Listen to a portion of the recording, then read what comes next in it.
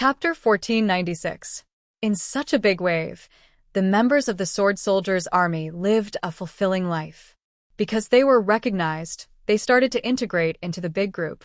Blindly pandering to others would not be recognized by others. However, if you contributed blood and could bring help to others, everything would be natural. This sounded cruel, but this was the reality of the world. There were some discordant voices, but in the big wave of fusion of the outer swords, they were quickly washed away. What would Xuanyuan's future direction be like? No one knew. However, in the chaos of the universe, the change of eras and the arrival of huge changes, it was more appropriate to carry out such a reform. Since it was chaotic, then let it be chaotic together. The higher-ups of Xuanyuan strictly controlled the direction of the overall situation to prevent any accidents from happening. However, after 100 years, the transition of the outer swords to the coiled swords was smooth. There were small waves, but the overall trend was good. It should be said that this reform was a success. After 100 years, Yuanying and Jinjuan's coiled swords were very smooth. This was because they had the ability to reach the Tao state.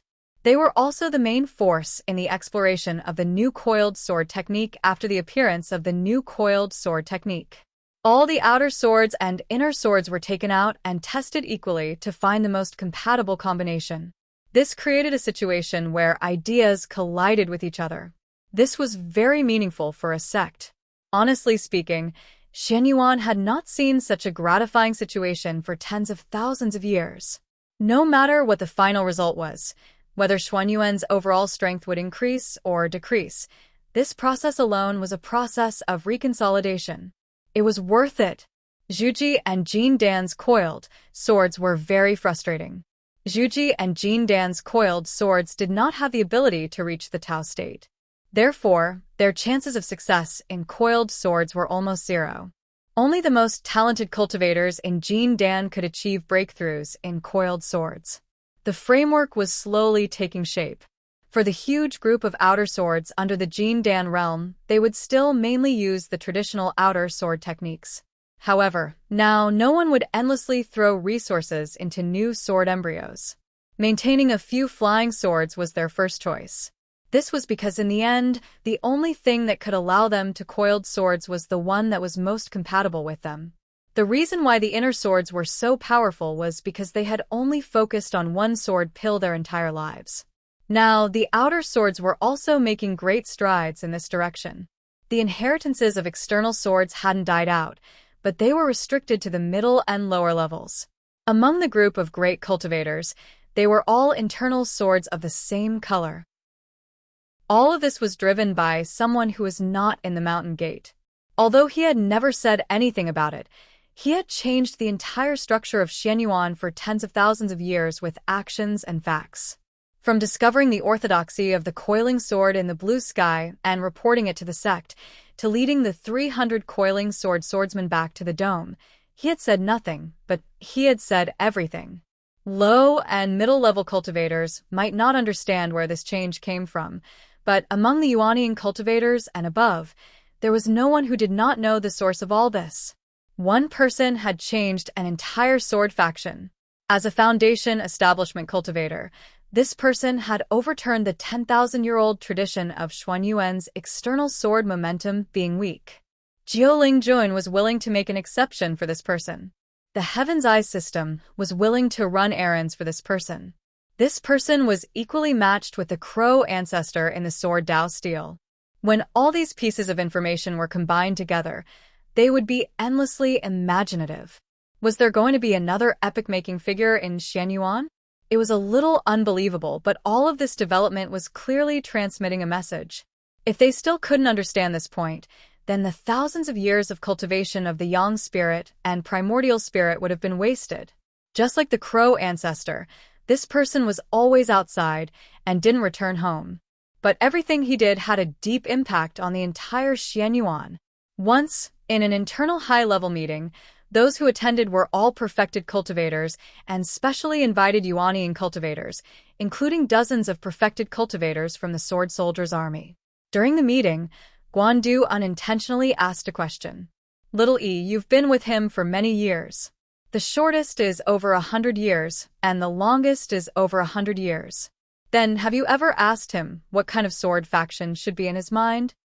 Che Xie, Banju, Huang Nian, Song Rong, and Zhou Fan all had their answers, but they were all general. This was because the sword master had never taken the initiative to talk about the establishment of a sect. Now, it seemed that the sword master was right. If their small group really established a sect near Zhou Xian, sooner or later, they would be ground to dust. Swordsmen did things without any scruples, but there was a prerequisite. You must have a stable and strong backing, a quiet harbor, a place you could rely on when you were tired or injured. Because you were not the kind of orthodoxy that would just eat and wait for death. This kind of establishment required many conditions. In the current turbulent times in Zhou Xian, it was actually not suitable. Among them, Song Rong's words caused several young gods to think deeply.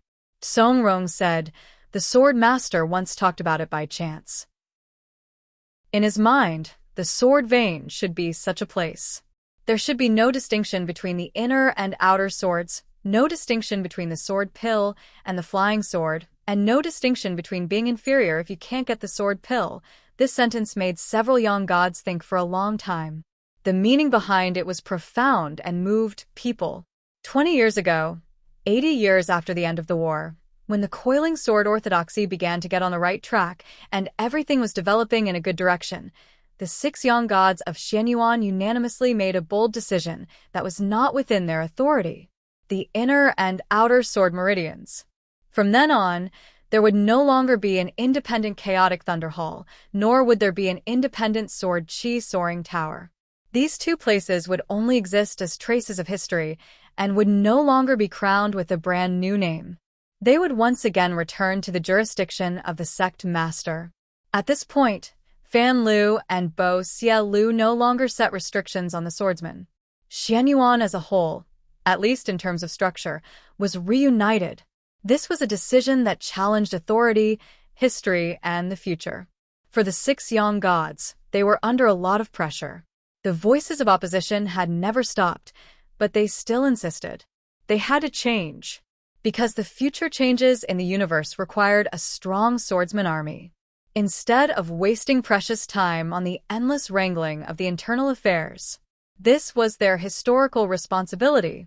Before the change of the era, when the ancestors were unable to give orders, when some intolerable shortcomings were exposed in a great war, someone had to stand up and take responsibility. Someone pointed out the direction. When it came to the specific implementation, who else could take responsibility other than the 6 young gods? Every great power of the 5th ring was changing and responding. This was also the trend. The people of the 5th ring never lacked the determination to change. Otherwise, they would not have appeared on the 5th ring. Chapter 1497. The ice guest sword was a little annoyed recently because his cultivation had reached a bottleneck. But he was not alone because he had someone to keep him company, Li Peinan. At their age, this realm was already very awkward. They were over 1,000 years old, but they could not find the path to the upper realm. How were they going to spend the last 200 years? The great Tao collapsed and the net opened up. In this era, the requirements for the upper realm had actually been lowered. But no matter how low it was, there would always be a limit. It was impossible to really open up the Tao and not differentiate between the good and the bad. Overall, the middle and low-level cultivators benefited the most. The success rate of foundation establishment and core formation was almost doubled. But in the Yuaning, there was still a limit to this improvement. At the juncture of Supreme, the restrictions were stricter, and it was definitely easier than before. But to say that it became very easy was also nonsense. Once one became a Supreme, one's lifespan would suddenly increase from 1,200 years in the Yuaning to 3,000 years. This was a huge threshold. For such a breakthrough, the control of the heavenly Tao would never be too loose. Therefore, most of the nascent soul stage cultivators would still be stopped at this juncture. There were too many tests to be had. People like the Ice Guest Sword and Li Peinan were only barely outstanding characters in the Blue Sky sect.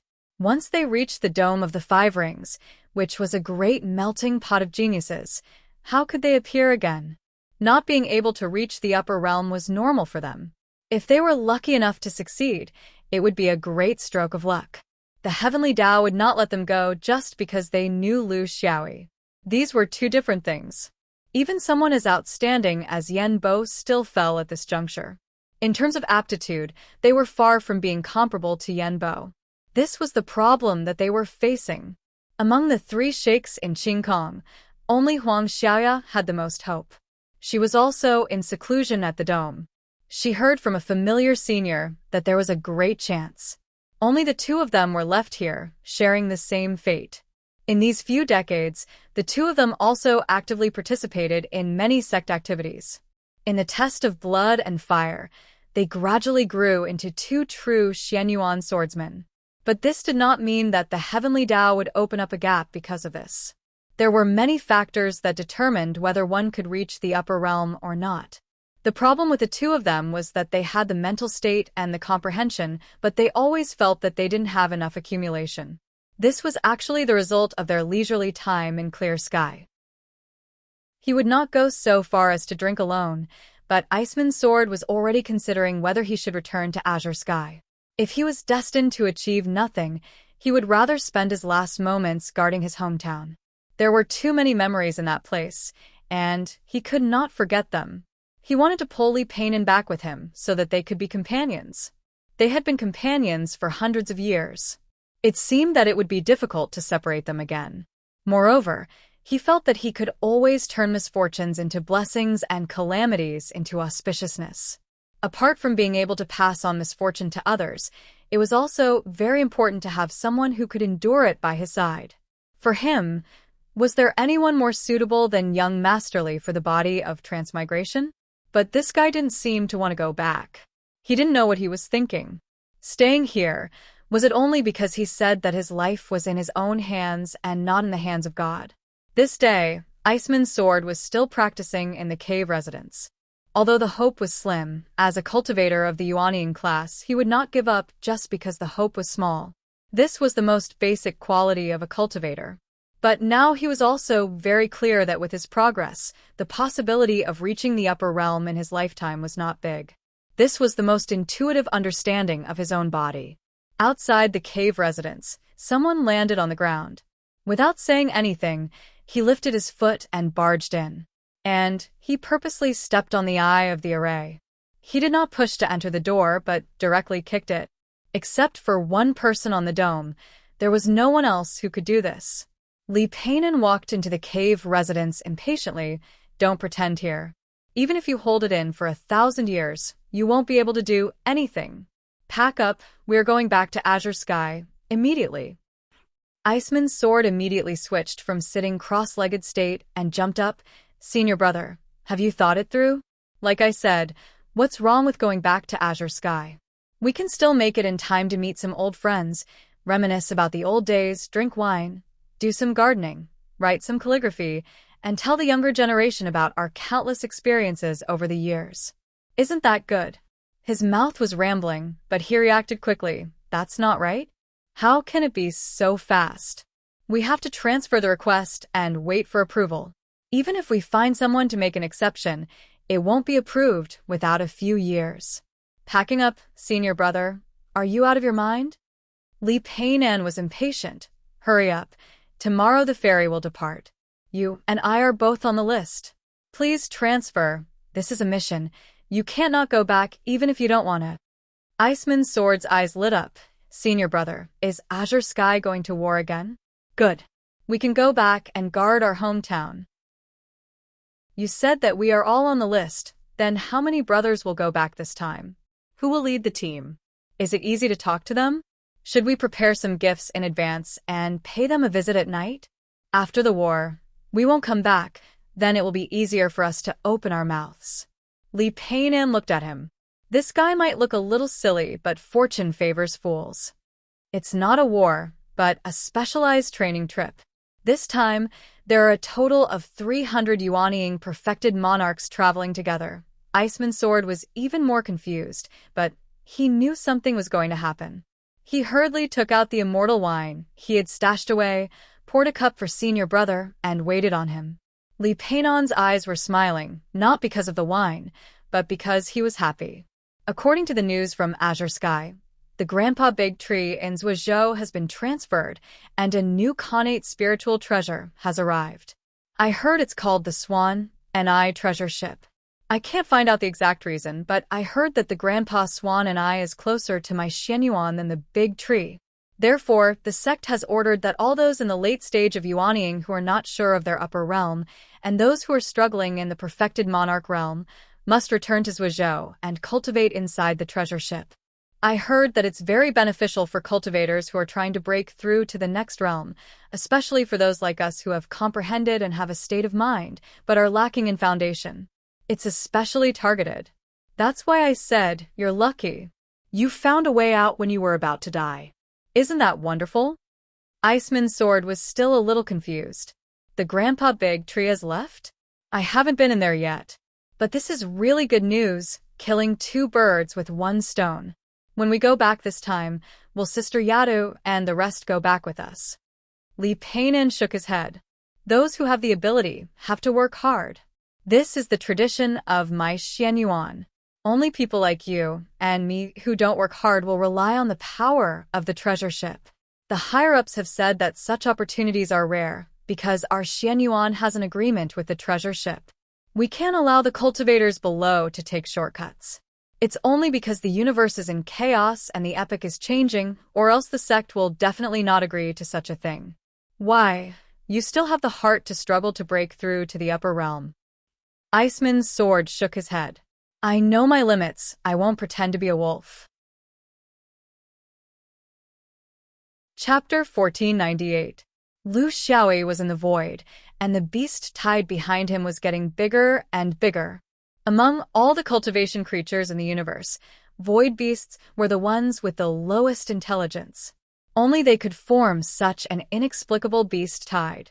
If it were the demonic beasts, it would be impossible. The so-called beast tide was actually a collective psychological venting due to the long-term survival in the universe and the uncertainty about the future of the universe's background environment. It was a concrete manifestation of insecurity. Due to the lack of social interaction and communication, the changes in the outside world made these native creatures of the universe feel anxious. They could feel that there was an inexplicable change happening in the universe, but they didn't know the source of this change. Nor did they know whether the direction of this change was good or bad for them. They didn't have a stable system, no preachers, and either had no connection with each other or relied on violence. There was no superior to explain to them why the universe was changing like this. Why did the Great Tao collapse? Why did some of their abilities that were related to the collapse of the Great Tao become different from before? No one told them these things. When their uneasiness and anxiety accumulated to a certain extent, they would fall into a mass distrust. If something unexpected happened at this time, the beast tide would surge, and a large-scale beast tide would be unavoidable. They needed a way to vent their emotions. As for the original reason for the beast tide, it wasn't too important. This actually had something to do with Lu Xiaoyi's escape method. If it were a spell cultivator running for their lives here, they wouldn't run so boldly. They would hide in space after killing the void beasts that provoked them. Through caution, they would avoid the places where the void beasts were densest. Then, they wouldn't be able to create such a huge commotion. Lu Xiaoyi, on the other hand, ran in a straight line. He never thought of hiding in a spell cultivator's way. In addition, the universe's hidden changes in the past 1,000 years, as well as some inexplicable reasons, caused the beast tide to start. Even if he wanted to do it, he wouldn't be able to do it so perfectly. When he realized this point, he was actually in a bit of a difficult position to back down. With so many people behind him, it was impossible to use spatial techniques to hide. Not to mention him, even an expert in spatial magic wouldn't be able to do it. At this point, other than running forward, there was no better way. His advantage was that he was not only fast, but he also had the ability to fight while moving. This made some of the void beasts at the front unable to completely stop him with their divine abilities. He could always fight and flee at the same time, just like a slippery mouse. At this point, it was a competition of patience. What made Lu Xiaoyi feel awkward was that both humans and void beasts did not seem to lack patience, nor was there a problem with physical strength. They could keep running like this for their entire lives. Of course, the beast tide could not last forever. There would be a day when it would subside.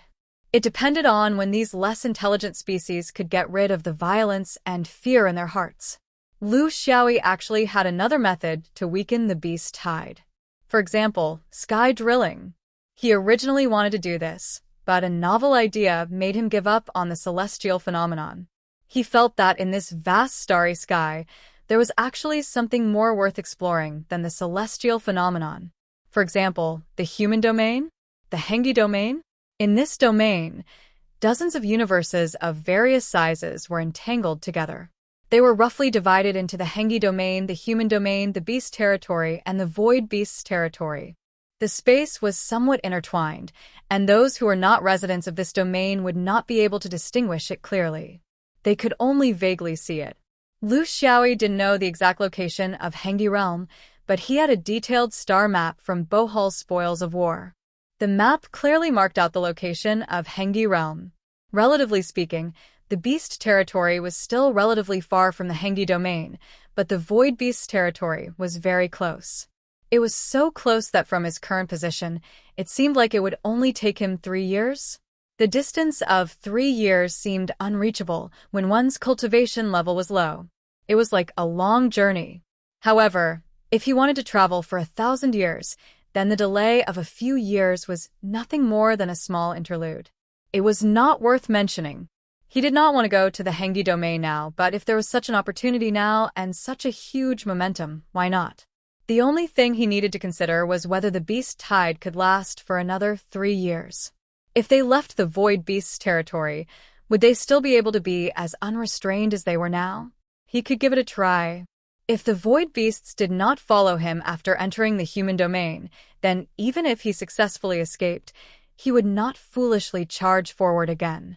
However, if the void beasts continued, if there was a swarm of insects behind him, he would not do this. This was because Zer was hated by humans because they would invade the human domain and harm mortals. The void beasts did not. Domains with an atmosphere were highly toxic to them. It was a place they could not avoid. Thus, he began to turn slightly, drawing a large curve. What made him speechless was that the energetic void beasts did not feel like they were lagging behind at all. Perhaps to them, chasing this human was no longer important. What was more important was to get rid of the inexplicable uneasiness in their hearts about the changes in the universe. It was like a grand parade of the century for the heavenly axiom to see. The void beasts' lives were also lives. During this process, Lu Xiaoyi picked out a set of standard Hengi cultivator attire from the Hengi domain's treasury, as well as a few extremely colorful artifacts of the Hengi domain. He had to pretend.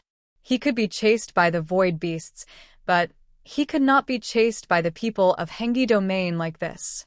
He also knew what his name was, how capable he was, and how much he could eat. The void beasts were mighty and overwhelming. There were already more than 30,000 of them, and this was still within the range of his divine sense. There must be many more that he could not sense and were lagging behind.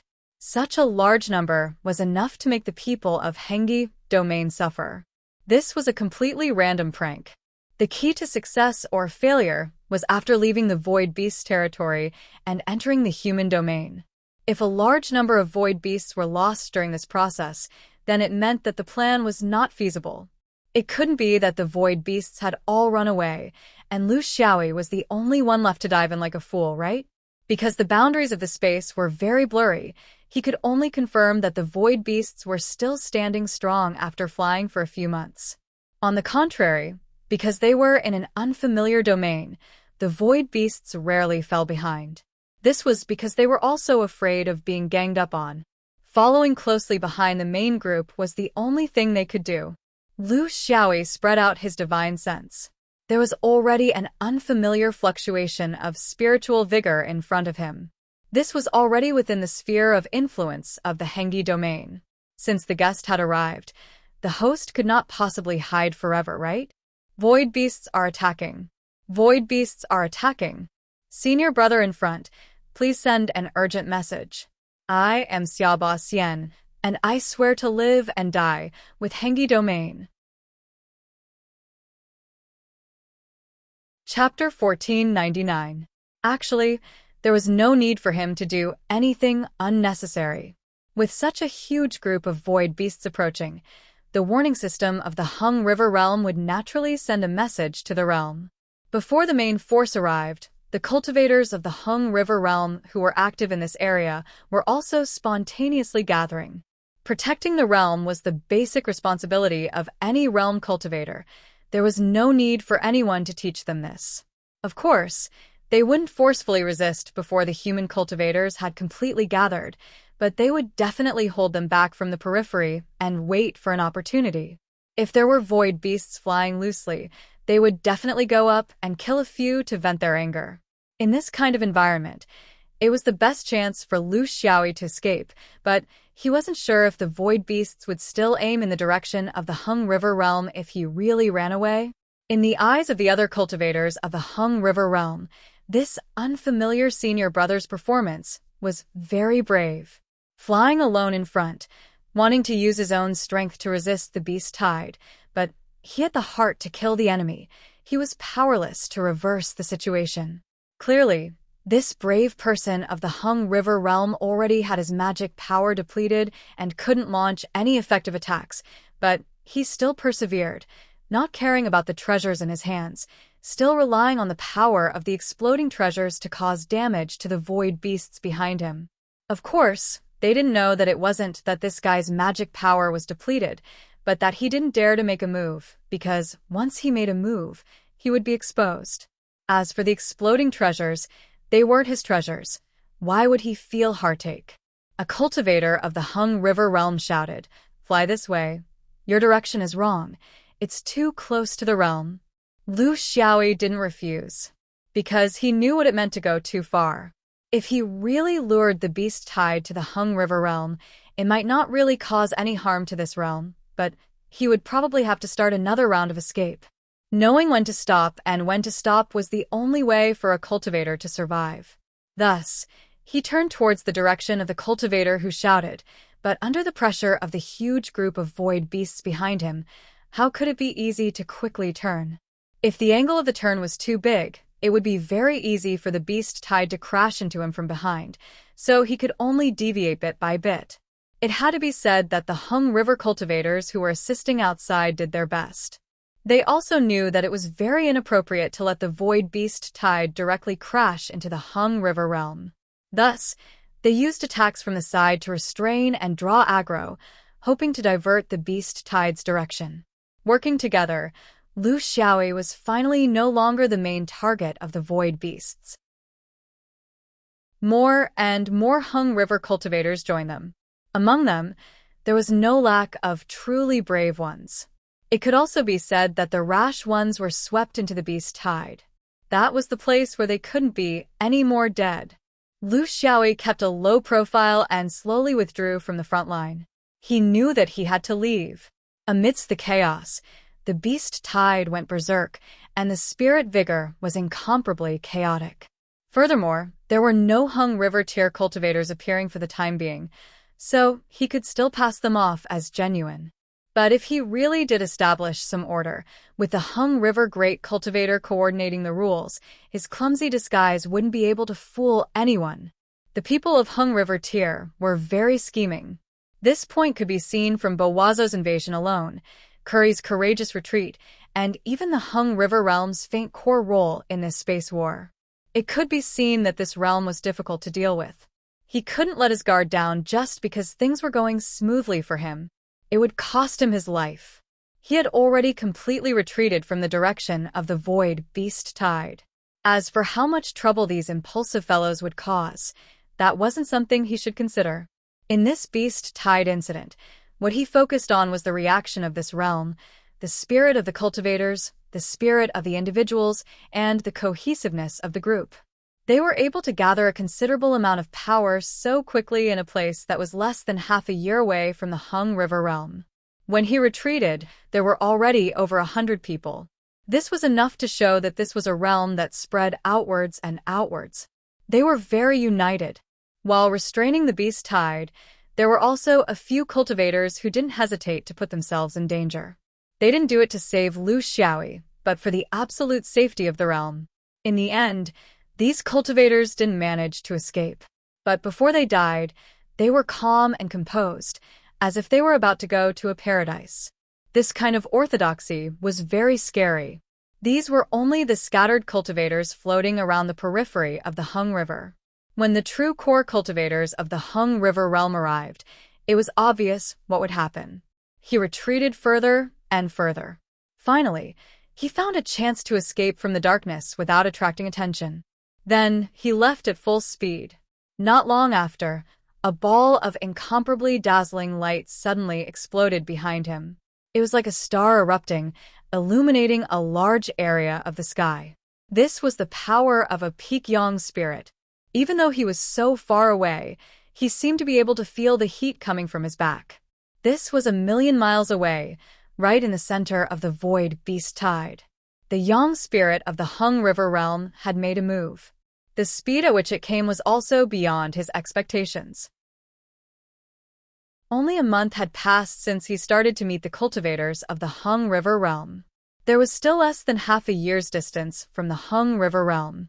Such a fast reaction could only mean that the Hung River realm had also set up yang spirits outside the sky. If he had left a few moments later, he probably wouldn't have been able to escape the yang spirit's vision. Callie knew how to retreat when the tide was against him, and so did he. That was why they were able to survive. The best way to deal with the void beasts was not the flying sword group, not the blood river, and not the spell formation of the magic cultivators. The best way was the power of light. Because they had been in the dark and boundless universe for a long time and had never entered the domain of the middle of the night, the vision of the void beasts was unusually developed in the dark. They could easily see things tens of thousands or even hundreds of thousands of miles away. However, there were gains and losses. They could see far in the dark, but they would be blind in the light. This yang spirit's method was very targeted. Just this one move would blind most of the void beasts in a short period of time. When the void beasts suddenly faced the light, it was like when humans suddenly faced the darkness. It wasn't just a problem of not being able to see things. It was also a huge psychological pressure that would make the already nervous void beasts even more nervous.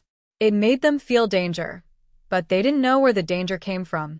As a result, they would involuntarily launch a self-defense attack against any abnormalities that appeared near their bodies. In other words, once this sun appeared, the beast tide would no longer be there, and they would fall into complete panic.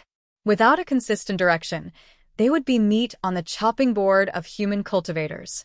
It was a very accurate attack. Lu Xiaoyi didn't even look back as he sped up and left. He didn't think that relying on these void beasts would be able to achieve any goals. It was too unrealistic. He had seen what he needed to see. When it came to the strength of the Hung River domain, such a simple test was more convincing than anything else. It was all accurate. He had successfully lured the beast tide. According to the star chart, Lu Xiaoyi once again planned his route. He couldn't return to the void beast's territory and start over again. So, if he went diagonally from here, it wouldn't take too much time. This was because more than 10 years ahead of him, there was a symbolic domain that the Lord of Simplicity had once mentioned to him, the chaotic weave. Chapter 1500.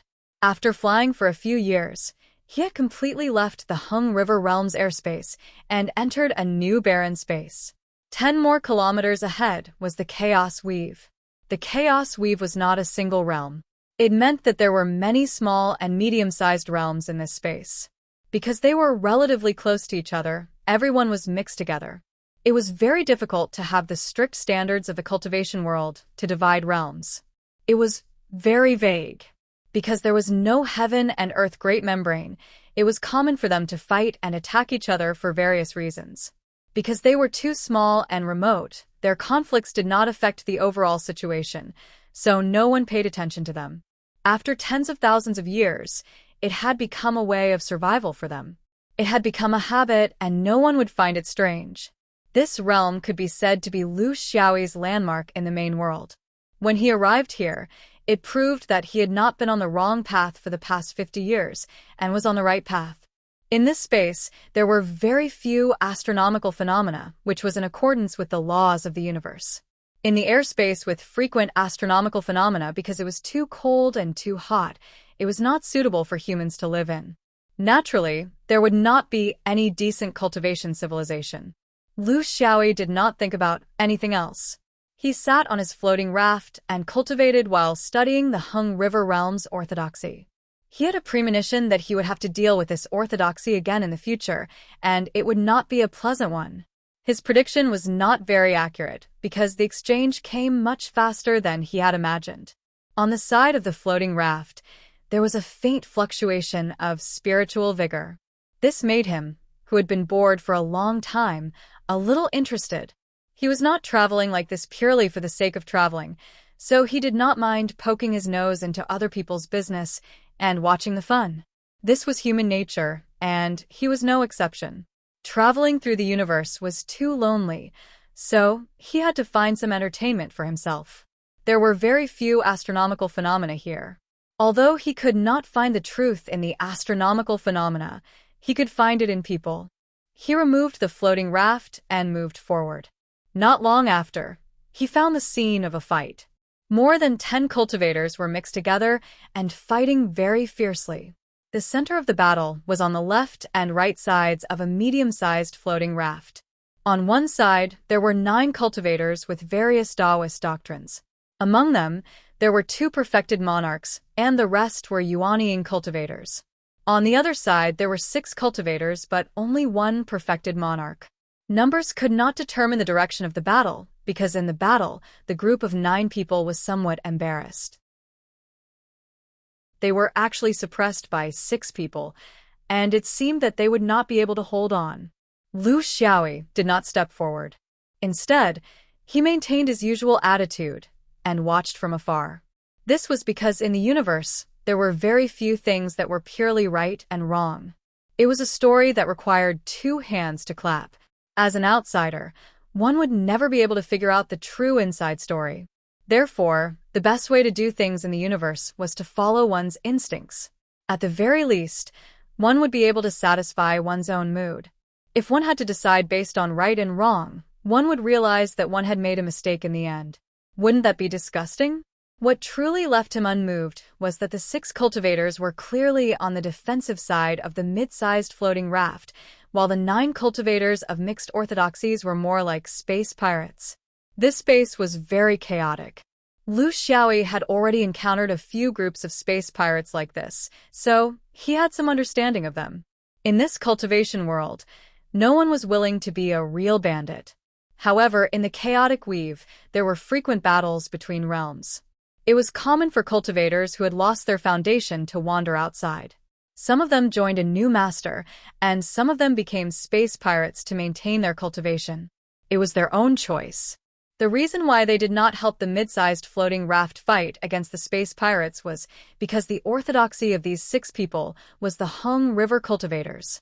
Recently, he had interacted with the people of Hung River many times, so it was not strange. In this space, the Hung River realm was the strongest, so it was normal for Hung River cultivators to appear in the surroundings. It did not make sense that such a strong orthodoxy would have cultivators guarding it tightly, not stepping out of the main door, and not leaving the second door. What he was curious about was the orthodoxy of these 6 Hung River cultivators. Unlike Bowazuo and Kali, these 6 people's orthodoxy was more remote. Perhaps in the eyes of orthodox Taoist cultivators, this was actually a very common orthodoxy in the cultivation world. It was just that in the hands of the people of Hung River, they were even more brazen and open. This was the Hung River realm's Tanduo lineage. Bohal's collection of books had a very detailed introduction to this. Its teachings were about reproduction and reproduction. To put it bluntly, in the eyes of Taoists, it was actually about cultivating the Buddha of joy. This was not rare in the entire cultivation world. After all, it was dual cultivation. Where did dual cultivation come from, and when did it start? It was impossible to investigate in detail, but in Bowazuo's books, it was clear that the dual cultivation orthodoxy of the Hung River realm was highly revered. He thought that it was ancient enough and was the ancestor of dual cultivation. Lu Xiaoyi scoffed at this. Damn it, since the beginning of humanity, this could not be missing. Otherwise, how could humanity continue? You just had to say that you were the ancestor of dual cultivation. How shameless. It could only be said that in places where Taoists flourished, etiquette, justice, integrity, and shame were important. Therefore, there were some things that had to be hidden. It might be a little hypocritical, but in the history of human development, hypocrisy was not necessarily derogatory. It could also promote the progress of humanity and the birth of civilization. Some places were different.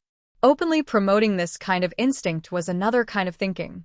You could say that it was shameless, but you could not say that it was wrong. In the Tanduo lineage, the transcendental wisdom of nirvana, prajna, represented the creative vitality of women. Another cultivation method, convenience, represented the creative vitality of men. They were respectively symbolized by the transformative lotus flower of Koan and the transformative Vajra rod of Qian. Through the imagined convergence of yin and yang and the real yoga method of pleasure between men and women, the nirvana state of prajna and convenience were fused into one. These things were all recorded in Bowazuo's books. To be honest, it was a little subversive to his understanding. Because of his habits from his previous life, some of his views had completely changed. Was the lotus still holy? What was yoga actually about? Its idol was called the Heaven of Joy, also known as the Heaven of Elephant's Nose, or the Heaven of Freedom. It was shaped like a couple embracing each other, with an elephant head and a human body. The male heaven was the eldest son of the Heaven of Freedom, the desolate god who harmed the world. The female heaven was the incarnation of Guanyin. She hugged him and won his favor. She suppressed his violence and was called the Heaven of Joy. What kind of nonsense was all this? He was too lazy to delve into the doctrines. What he was curious about was the fighting style of these 6 people. Obviously, these were 3 couples. Of course, it was also possible that they were not couples at all. Would those who cultivated the Heaven of Joy care about this? Perhaps it would be more accurate to call them friends. Their strength came from each other. Because they cultivated the same method, they could unleash a power that was greater than 1 + 1. In addition, the 6 of them were from the same Taoist school. Each of them could even shift their positions and obtain strength from different male and female bodies. This was similar to a small special magic circle. However, what connected them was not the rigid things of Taoism. It was more vivid and lively. Lu Xiaoyi kind of liked this. Well, he decided to add some fun to this boring journey. However, the prerequisite was that he had to chop off the elephant trunks first. Chapter 1501. Lu Xiaoyi's appearance attracted the attention of both parties. The robe he was wearing caused everyone to misunderstand. Ever since the trip to the Hung River boundary, he had never changed out of this unique robe. Obviously, the feeling he gave to both parties was different. The space pirates immediately wanted to retreat, but the people of Hung River boundary stepped up their counterattack. Their leader, True Lord Hung He, obviously hated this group of space pirates and did not want them to leave easily. Therefore, he decisively changed his somewhat conservative strategy and formed a Mahaspara formation with the 6 of them, trapping the 9 of them inside. This kind of fighting method was slightly risky. Although they had a certain advantage, it was obviously impossible to swallow all 9 of them in one go, so they had never used it. But the appearance of a Hung River sect cultivator allowed him to see a sliver of opportunity. The person who came was a true monarch. Based on his understanding of his own domain, his side had already occupied an absolute advantage, so he could increase his appetite a little. Once the Freedom Sky Formation was formed, the new true monarch Hung River came to help. Although he could not kill all of the space pirates, it was possible to kill most of them. Realizing the danger, the space pirates began to struggle desperately. Having lived such a bloody life in the void of the universe for a long time, the intuition of battle had been deeply engraved in their blood. They knew that the robbery this time had failed and that they should not linger any longer. The battle was originally in a stalemate, but because of Lu Xiaoyi's appearance, there were immediately casualties. The Freedom Sky formation was indeed tight, but it was a little beyond the capabilities of the people of Hung River Boundary. Under the desperate struggle of the space pirates, a Hung River Boundary cultivator was killed and 2 space pirates were buried with him. The space pirates in the Chaos Dominion didn't lack fighting experience, and they didn't lack fighting will either. This was determined by the history of war in the Chaos Dominion. To be able to survive in such an environment and make a living by robbing, none of them were easy to deal with. They were all fierce and ruthless. This kind of change should not have happened in the first place. The reason why the people of Hung River Boundary could form the Freedom Sky formation was because they had reinforcements from the same boundary. The problem was that the reinforcements were still standing at the side and did not have any intention of joining in. Hung River Boundary cultivators roam the universe and should help each other without fear of danger. This is the rule of the Hung River Boundary. Which temple are you from? How dare you ignore the rules and watch the fire burn across the river? Aren't you afraid that Lice Granny will punish you?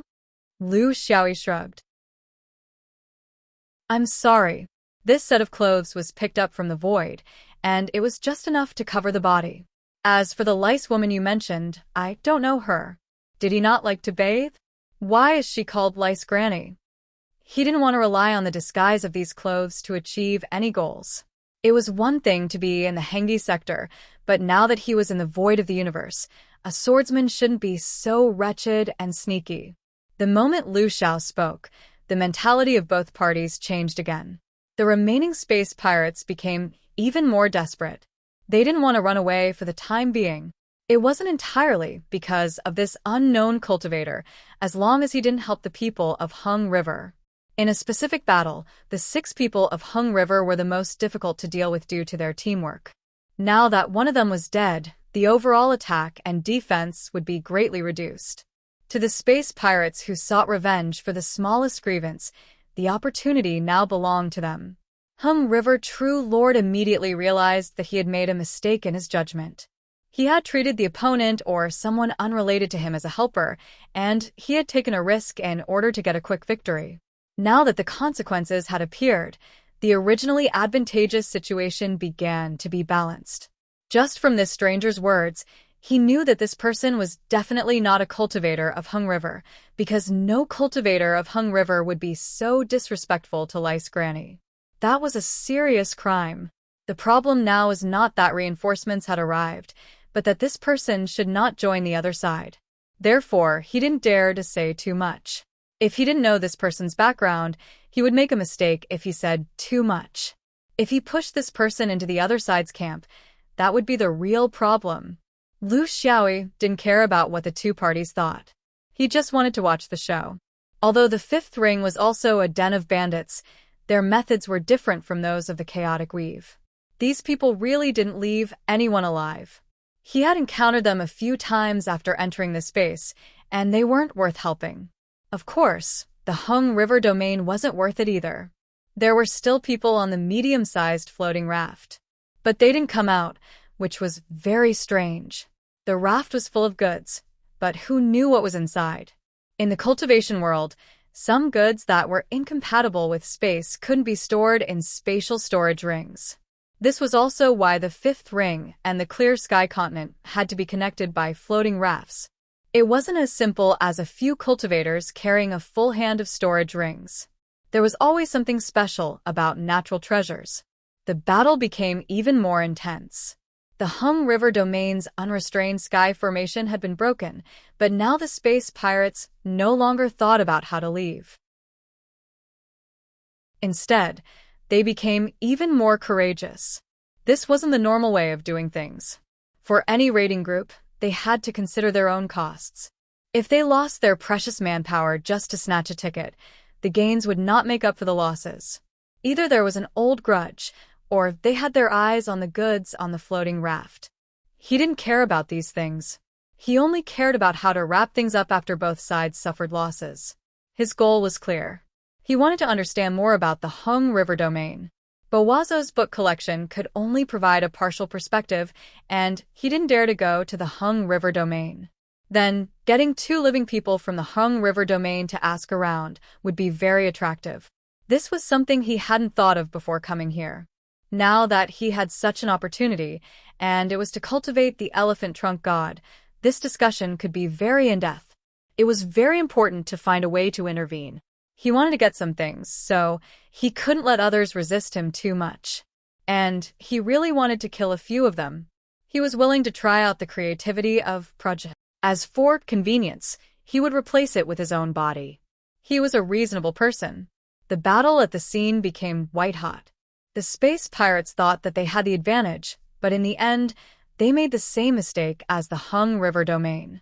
As cultivators under the system, the Hung River domain had many abilities that the small domains couldn't understand. After such a battle, the Hung River domain lost a female cultivator and killed 3 more space pirates. The battle became 4 against 4. This time, the space pirates were finally prepared to give up. Luckily, until now, no one had the ability to kill the other. But before they left, there was still a problem that needed to be solved. It was that stranger who was watching the show. To the Hung River domain, this person didn't play a good role, because they could have used the unrestrained sky formation to slowly gain victory, but now they had to pay with 2 lives. It was the same for the space pirates. If this person wasn't from the Hung River domain, then why didn't he help them? This caused them to make a mistake in their judgment. 5 out of 9 people died, and they could only flee in defeat. When both sides showed signs of hostility, Lu Xiaoyi knew that he had seen trouble while watching the show. Indeed, the show in the cultivation world wasn't so fun to watch, especially when you haven't shown your abilities.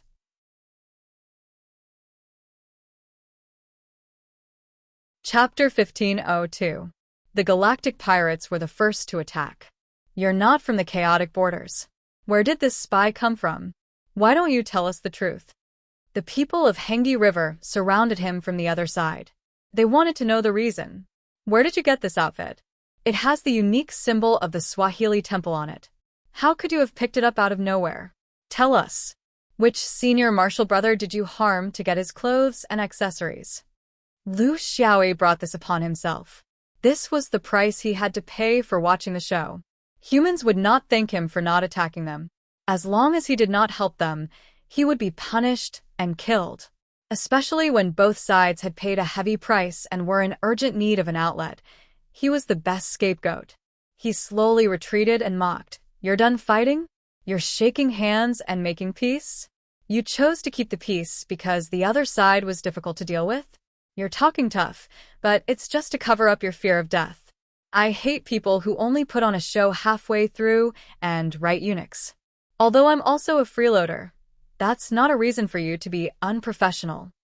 The 2 groups of people were angered by his words. In fact, this kind of result was very common in cosmic conflicts. When you realized that you could not threaten the other side, or that you had to pay a heavy price, no matter how big the grudge was, you would choose to lay down and wait for the future. Not to mention them, even when the Buddhists attacked the 5th ring and Heaven's Choice besieged Zhou Xian, didn't they retreat after suffering such heavy casualties? Actually, the nature was the same. One of the perfected monarchs among the galactic pirates attacked first. He had his reasons for being so impatient. His anger was just an act. His main purpose was to prevent the news of this medium-sized floating raft from spreading, including the details of the cargo and the route. If this person was also a member of the galactic pirates in the chaotic borders, they would not be able to eat alone. His attack was a side branch of orthodox Daoist spells. Although it was powerful, it was still not enough for Lu Xiaoyi. He moved to the other side, and at this time, another true lord of star pirates attacked at the right time. He used star magic, and dozens of burning meteorites smashed down with great power. Lu Xiaoyi had no choice but to change his position again. The direction he could move to was very limited. He could only move to the side of the Hung people who had yet to make a move. His figure had just appeared near the Hung River cultivators when a holy river silently swept over. This was not the acquired spiritual treasure, the long scroll of the Hung River, but a pure spell. In the Hung River system, there were many spells that used the Hung River as the foundation. It was also the spiritual sustenance of a domain. Lu Xiaoyi was swept into the river. True Lord Hung, he was already prepared to capture him. He was very clear that this person must be related to the Hung River domain. Otherwise, he would not be wearing the Swahili temple's sacrificial attire. He had to figure out the whole story. Whether it was an individual or a domain's action, he had to maintain the authority of the Hung River domain in the nearby airspace. The universe was in chaos, and people's minds were changing. Many domains were becoming restless. They had to be prepared for a rainy day. Otherwise, once this momentum was established, there would be endless trouble. The three perfected monarchs attacked without any prior discussion. However, their coordination was perfect. This was also the battle instinct of perfected monarchs. The Hung River wrapped around the opponent. Countless souls of the believers rushed forward madly. When the cultivators of other orthodoxies encountered this sudden change, few of them could deal with it easily. Next, they just had to use their secret spells and take advantage of the situation to lock the magic power of the person who entered the river. True Lord Hung, he was very experienced in this. He had traveled the universe for many years and was no stranger to this. Just as he kept the river in front of him, a person jumped out from it unexpectedly. With a wave of his hand, a 3-foot-long sword suddenly slashed down. Without any mental preparation, how could true Lord Hung He dodge such a sudden sword attack? Unfortunately, this true Lord Hung, he did not have the shrieking Lin Jiaxiang. He also did not give Lu Xiaoyi a chance to see it. The secret of the Hung River was torn into pieces by the sudden explosion of the sword aura. To Lu Xiaoyi, the secret spells of the Hung River orthodoxy were indeed very mysterious. However, to the cultivators of the Hung River sect, the sharpness of the sword Dao was also something they had never come into contact with. One was intentional, the other was unintentional. This collision came and went quickly. The outcome was already decided. Before the long sword in his hand struck the target, another sword light appeared out of nowhere. With the power and changes of his sword, how could the Yuanying of the joyful Buddha, the last cultivator, dodge his unpredictable flying sword? Almost at the same time, the 2 Hung River sect cultivators died. Among the 6 cultivators of the Hung River sect, only the 2 Kuan cultivators with the great wisdom body were left. Lu Xiaoyi looked behind him at the 4 galactic pirates who were rushing over. He had a faint smile on his face and did not say anything. Although he did not do anything, it made the 4 of them feel a chill in their hearts.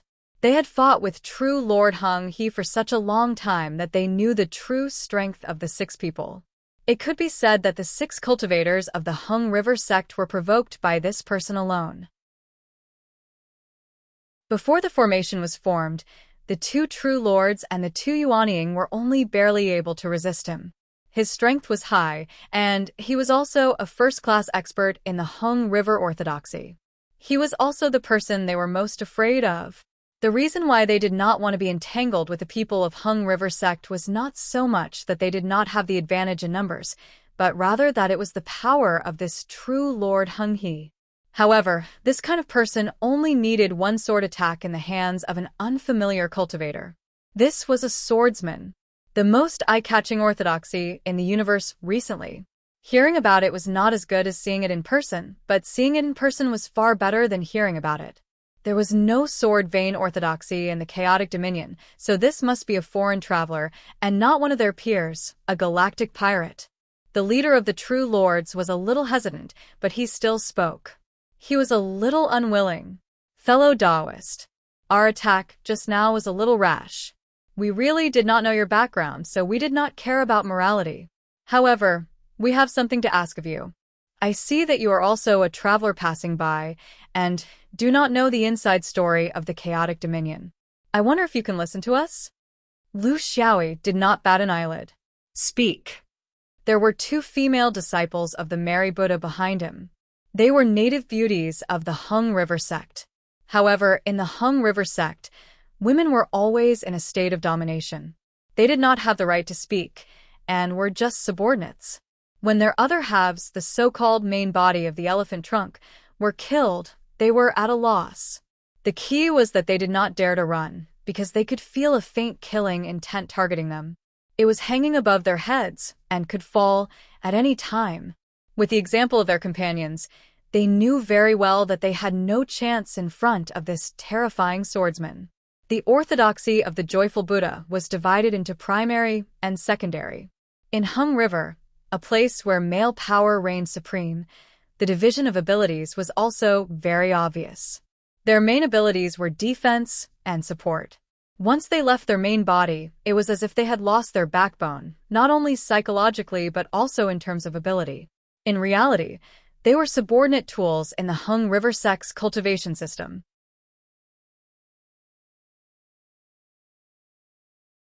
Chapter 1503. The pirate leader was very straightforward. He knew that he couldn't fight the swordsman head-on. With his rich battle experience, he knew what a powerful swordsman meant to them.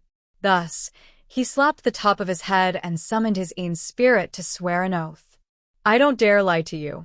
If I break this oath, the gods will not be able to surpass the heavens." He was very smart. He knew that he had to gain the swordsman's trust first. Even if they couldn't become friends, the swordsman would at least believe his words. As for the future, it would depend on the swordsman's attitude. However, seeing how merciless he was towards the people of Hung River, he knew that he wouldn't side with them. In the Chaos Weave, there is a special item that can't be found anywhere else in the universe. It's called the Wings of Cloud, and it has a special spatial ability. It's a non-living thing, but it's also a living thing.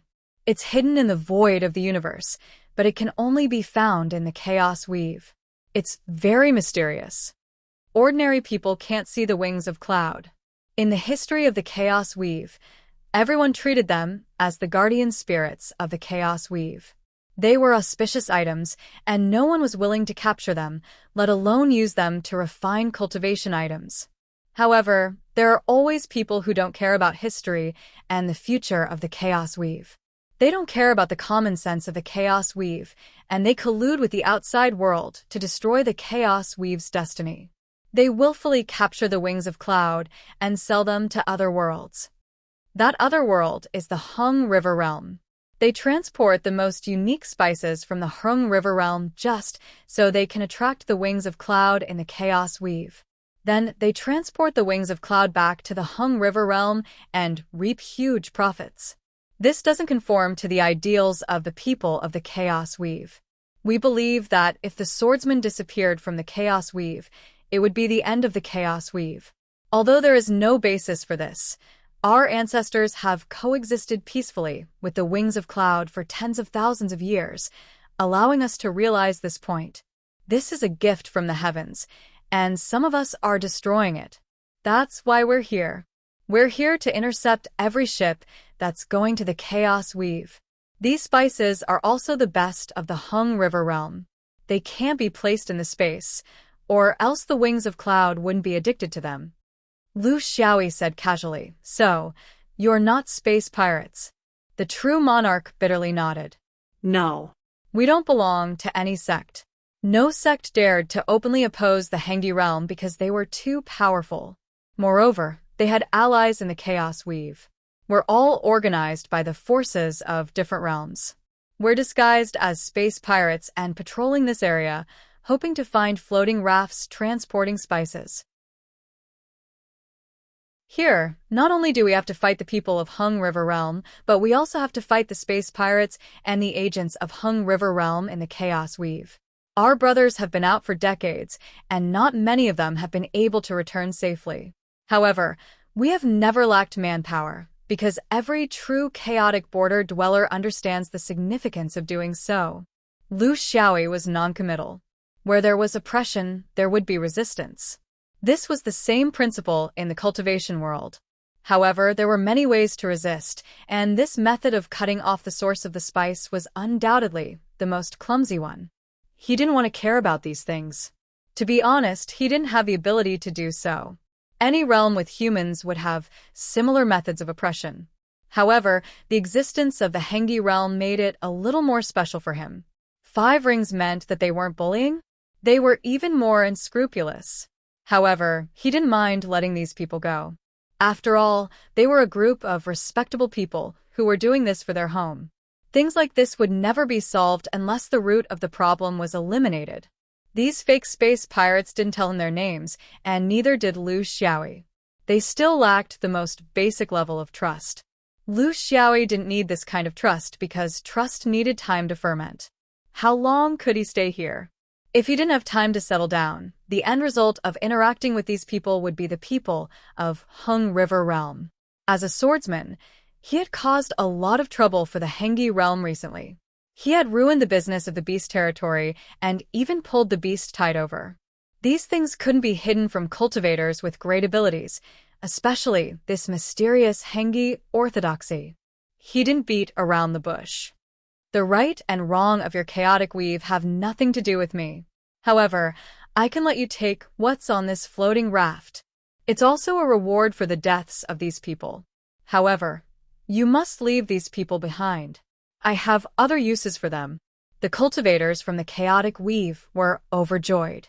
They had worked so hard, and 5 of their companions had died. Wasn't it all for this?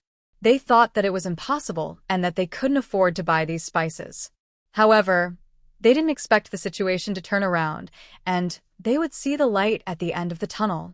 They bowed deeply, but couldn't say any words of thanks because they had nothing to repay.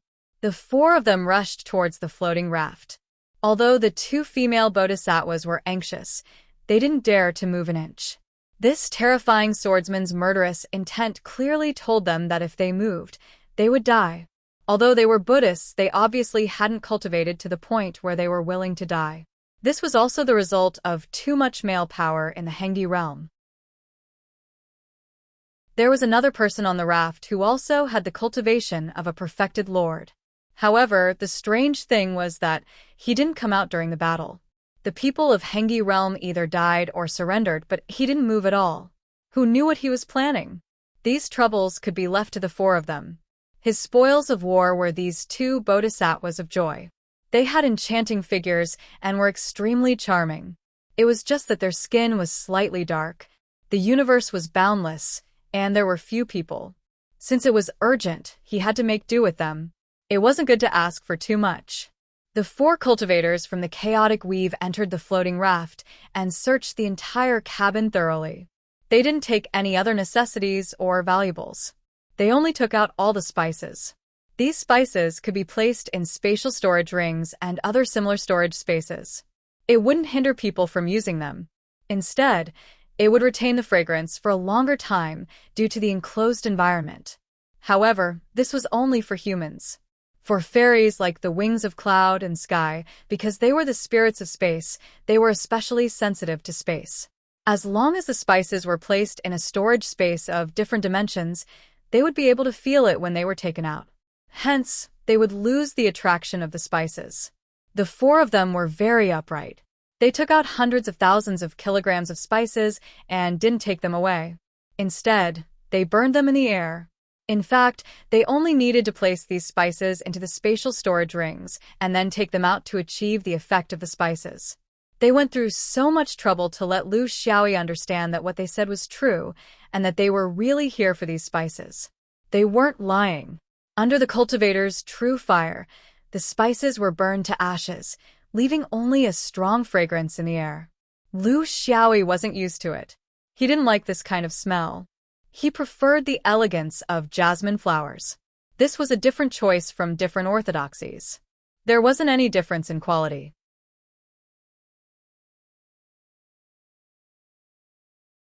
Chapter 1504.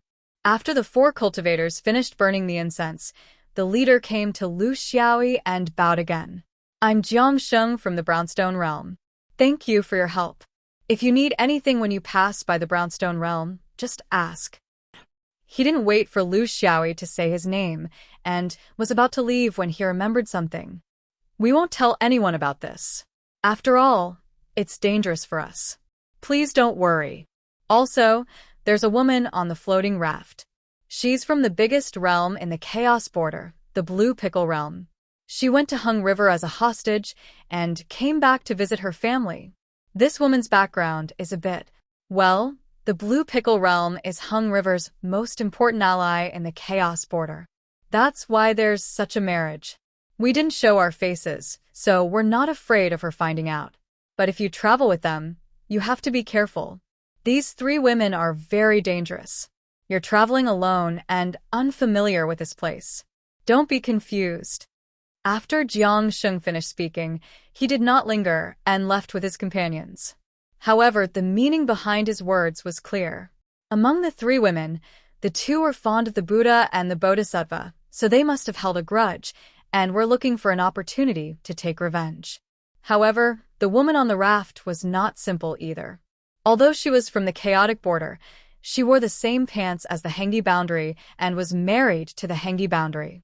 Therefore, her attitude was very subtle. This was Jiang Sheng's warning. Few foreign cultivators who saw the bodhisattvas from the Hung River realm for the first time would not be tempted. Most of them had the idea that it would be a waste not to play, but it would be a waste not to use them. This idea was very dangerous.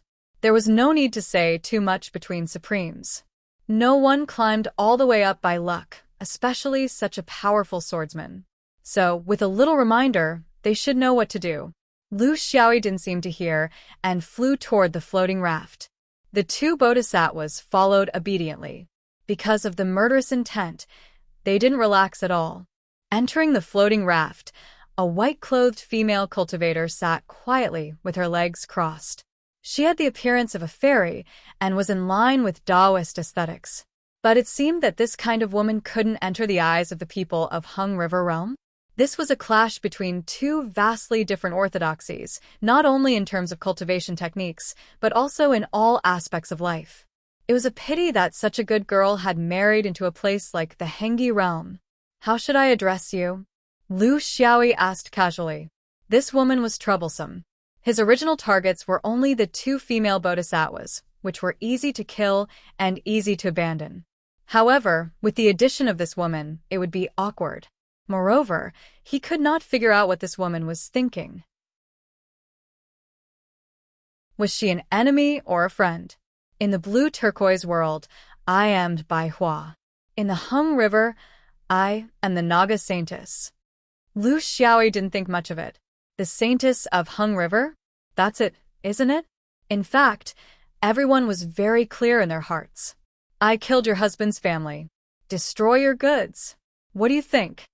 Bai Hua didn't care at all. That's not my husband. They're not my goods either. It has nothing to do with me. I'm just a wanderer who wants to go home. That's all. Lu Xiaoyi nodded. In that case, steer the raft and go to the blue turquoise world. The woman in white seemed to be indifferent to everything. She didn't care about her own situation, life or death. She just did it silently, not even bothering to ask why. Lu Xiaoyi sighed in his heart. He had long discovered this person on the raft. When his divine perception reached out, the only thing he could feel was a kind of deathly stillness, despair towards life, cultivation, the future, and everything else. This wasn't something that could be faked. It could be seen from her indifference towards the 6 Hung River cultivators on the raft. If she really came out to fight, it would be easy to deal with her. However, her current state made things very difficult for him. He was someone who had seen the process. He wouldn't think that this woman was a good person just because she was from the chaotic border. He also wouldn't think of her as a bad person just because she married into the Hung River. At least, this woman had always been wearing the most traditional Taoist attire. This at least proved that she didn't forget her home in the Hung River. Most importantly, Lu Xiaoyi couldn't sense any aura of the joyful Buddha on her. This was even more strange. The empty cabin was very large. Lu Xiaoyi sat down in the most luxurious cabin on the raft. His eyes were filled with gold and jade, the standard Hung River style. Lu Xiaoyi nodded in satisfaction at the 2 well-behaved Hung River female bodhisattvas. Don't be shy, introduce yourselves. The slightly taller one opened her mouth. Shamani, Saintess of the Jia Mo Temple. The slightly fuller one said, Suerbi, Saintess of the Jia Mo Temple. Great, both saintesses. What do you know? I have to know what you know before I can decide what you can do. I don't keep idle people here. You have to prove your worth so that I won't let you live in vain." The two saintesses looked at each other. Shamani hesitated. Sacrifice, God's servant, propagation, healing, cooking, weaving. She rambled on for a long time, but Lu Xiaoyi didn't understand anything. However, he clearly didn't care about these things. Healing was for mortals. It was actually a way to spread the teachings of a religion. Any religion that wanted to rise up would definitely know this. As for cooking, forget it. He'd rather eat the roasted lamb leg in his storage ring. What Lu Xiaoyi wanted to know the most was the structure of the Hung River realm, the distribution of power, the situation of the people, and other core issues. However, these things couldn't be asked too abruptly. It could easily cause conflict. In the end, if they gave him false statements, who could he find to verify them? When one reached the Yuanying realm, they had their own resistance to mental intrusion. Especially when it came to key areas, they would have a set of strict explanations in advance. Therefore, it wasn't very reliable to ask them separately. He could only take it slow. First, he had to close the distance between them and then find an opportunity. There were still a few years before he left the chaotic weave. It was enough time for him to get in touch with these seductive female bodhisattvas. Therefore, he said amiably, "I'm not from the Hung River realm. In this incident, I'm not the instigator. In fact, you are the ones who attacked me first. Is there a problem with me saying this?" The two female bodhisattvas nodded silently. This was the truth. In fact, from the beginning, this person was a stranger to them. He didn't make a move, nor did he say anything. As for what happened in the end, it definitely couldn't be blamed on only one side. It would be nonsense to say that this swordsman didn't have any ill intentions. However, the Hung River realm was the one who attacked first. In the universe, this was basic logic. I didn't kill you because I didn't want to completely fall out with the Hung River realm. It's only limited to the rules of the void and not the battle between orthodoxies. This way, there's still room for reconciliation.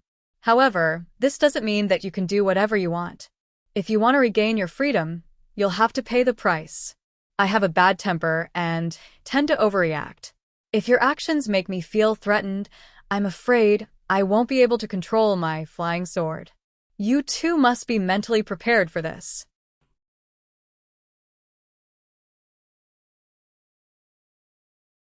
Chapter 1505. Lu Xiaoyi didn't want to waste too much time on these Hengi bodhisattvas. They were all used to submitting to men. If you were too gentle, they would be confused. Be direct. Be violent. They were already spoils of war. There was no need to be so careful and considerate. In war, women were always the victims. He didn't want to change that. Did you think that others would treat you the same as you if you repaid evil with kindness? War was a continuation of bestiality. It was better to follow instinct. He didn't like to use virtue to inspire others. He was destined to be bruised all over. Moreover, he didn't seem to have any virtue. The so-called tolerance, benevolence, and righteousness must be done after the bad things have been done, and then repent. This way, it wouldn't affect the Taoist heart, and it would be beneficial. Since ancient times, powerful conquerors had always been like this, no matter if it was in this cultivation world or in his previous life. First, vent your anger, then reflect on your actions. Finally, you would achieve great results. Next time, you would have to do it all over again. How did you cultivate the Taoist heart? That was how it was cultivated. I heard that the dance of the Hengi boundary is very beautiful. If you don't mind, can you show it to me? The space on the floating raft was limited. It wasn't suitable for this. However, the dance of the Hengi boundary was not ballet. It didn't require a large space to run and jump. It relied more on the waist, arms, and neck. It could be performed in very small places. The two female bodhisattvas had no choice. They were now spoils of war. Unless they had the courage and self-respect to face death, these things had long been taken away from them. What was left was obedience and submission. This was something determined by the cultivation environment. The two of them didn't rush out from the void and fight for their lives. Their actions were destined from the beginning. Why don't you try two female swordsmen? They would have gone in with a white knife and come out with a red knife. If they couldn't kill the enemy, They would kill themselves. This was a different cultivation philosophy. Well, Lu Xiaoyi felt that this wasn't bad either. You have to admit that there are specializations in this field. When the two female bodhisattvas of Hengdi twisted, it was as if the space was distorted. There was no need for music, and the air was rippling with some kind of ambiguous aura. This was not intentional, but a Tao tradition that could not be changed. If you asked a peacock to dance, what you would see would be endless colors. If his senior sisters danced, it would definitely be a sword dance. The kind that made the spectators feel like their heads would move at any moment. If the female cultivators of the Dharma Meridian danced, it would be an ethereal longing for fairies. The snake spirits of the immemorial beast territory from the Heaven's Choice continent could also dance, but they would have goosebumps all over their bodies. Hengdi Bodhisattva was different. What she brought was the most primitive desire. This was the true essence of the Buddha of joy. Every movement and every twist was to achieve this goal. Lu Xiaoyi gently clapped. Isn't this outfit too heavy? I think you guys can dance even more gracefully, more naturally. How could the two saintesses of Hengdi Bodhisattva not understand the meaning behind his words? He was a cultivator of this. He knew all too well what the effects of their dance would be. There was nothing to be embarrassed about. They had done it countless times before, and it was under the gaze of many people. Now, there was only one person in front of them. It was practically an empty space. The gorgeous saris were thrown around one by one. Some were thrown on the couch, and, of course, some were thrown directly at the spectators. At this time, as an audience, you must be tactful. You must pretend to be intoxicated, and you must touch and smell the fragrance. Lu Xiaoyi was, of course, a good audience. He really did smell it. The smell is a bit strong, and there's also a bit of curry smell. Forget it. I can't ask for too much. I'll just put up with it. The dance continued, and the atmosphere became more and more erotic. Lu Xiaoyi's gaze was mesmerized. Serving God? I'm a little curious. How do you serve God? The floating raft passed through in a straight line without any bumps. Bai Hua steered the raft, and a trace of disdain appeared in the corner of her eyes. Originally, she thought that she had met a true Taoist seed, a sharp swordsman. In the end, it turned out that he was just like this. And even worse, it had nothing to do with her. Her heart was dead, and the rest didn't matter. She came from the largest and strongest realm in the chaos weave, the Blue Thailand realm. The Blue Thailand realm was also an important branch of Taoism. The Blue Thailand realm sect wasn't very famous in the chaos weave, but it was a bit of a leader. This wasn't only because they were strong enough, but also because they had strong allies. It was because of the support from the Hengdi realm that they were able to obtain a dominant position in the chaotic chaos weave. The price was to provide the precious cloud sky wings to the Hengdi realm. Even within the Blue Thailand realm sect, there were differing opinions on whether or not to provide the chaos weave with this unique Taoist item. Bai Hua belonged to the faction that opposed it, but her opposition was more moderate. She was more willing to believe that the upper echelons of the sect had their own difficulties and that it was a temporary measure. Over the years, the Blue Thailand cultivators who opposed it were all suppressed. They were given the most dangerous missions, and their resources were controlled. Slowly, their voices became quieter and quieter.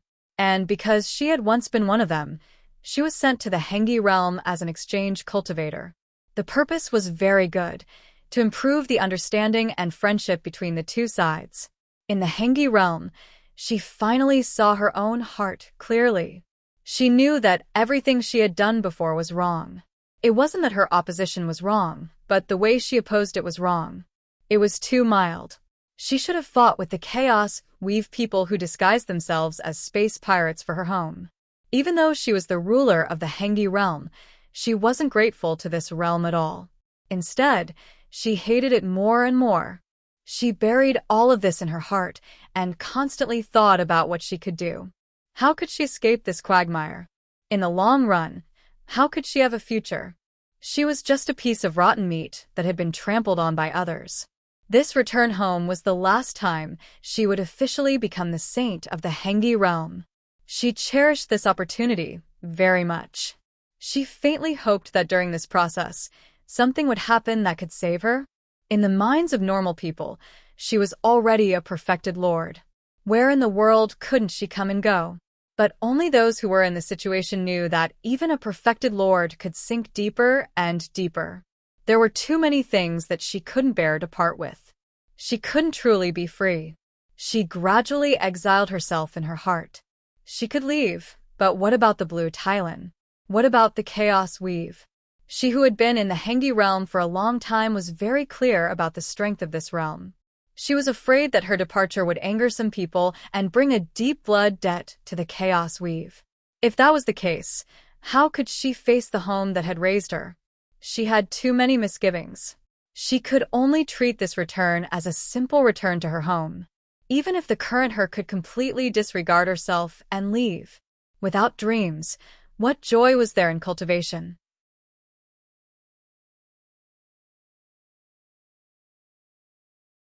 Chapter 1506.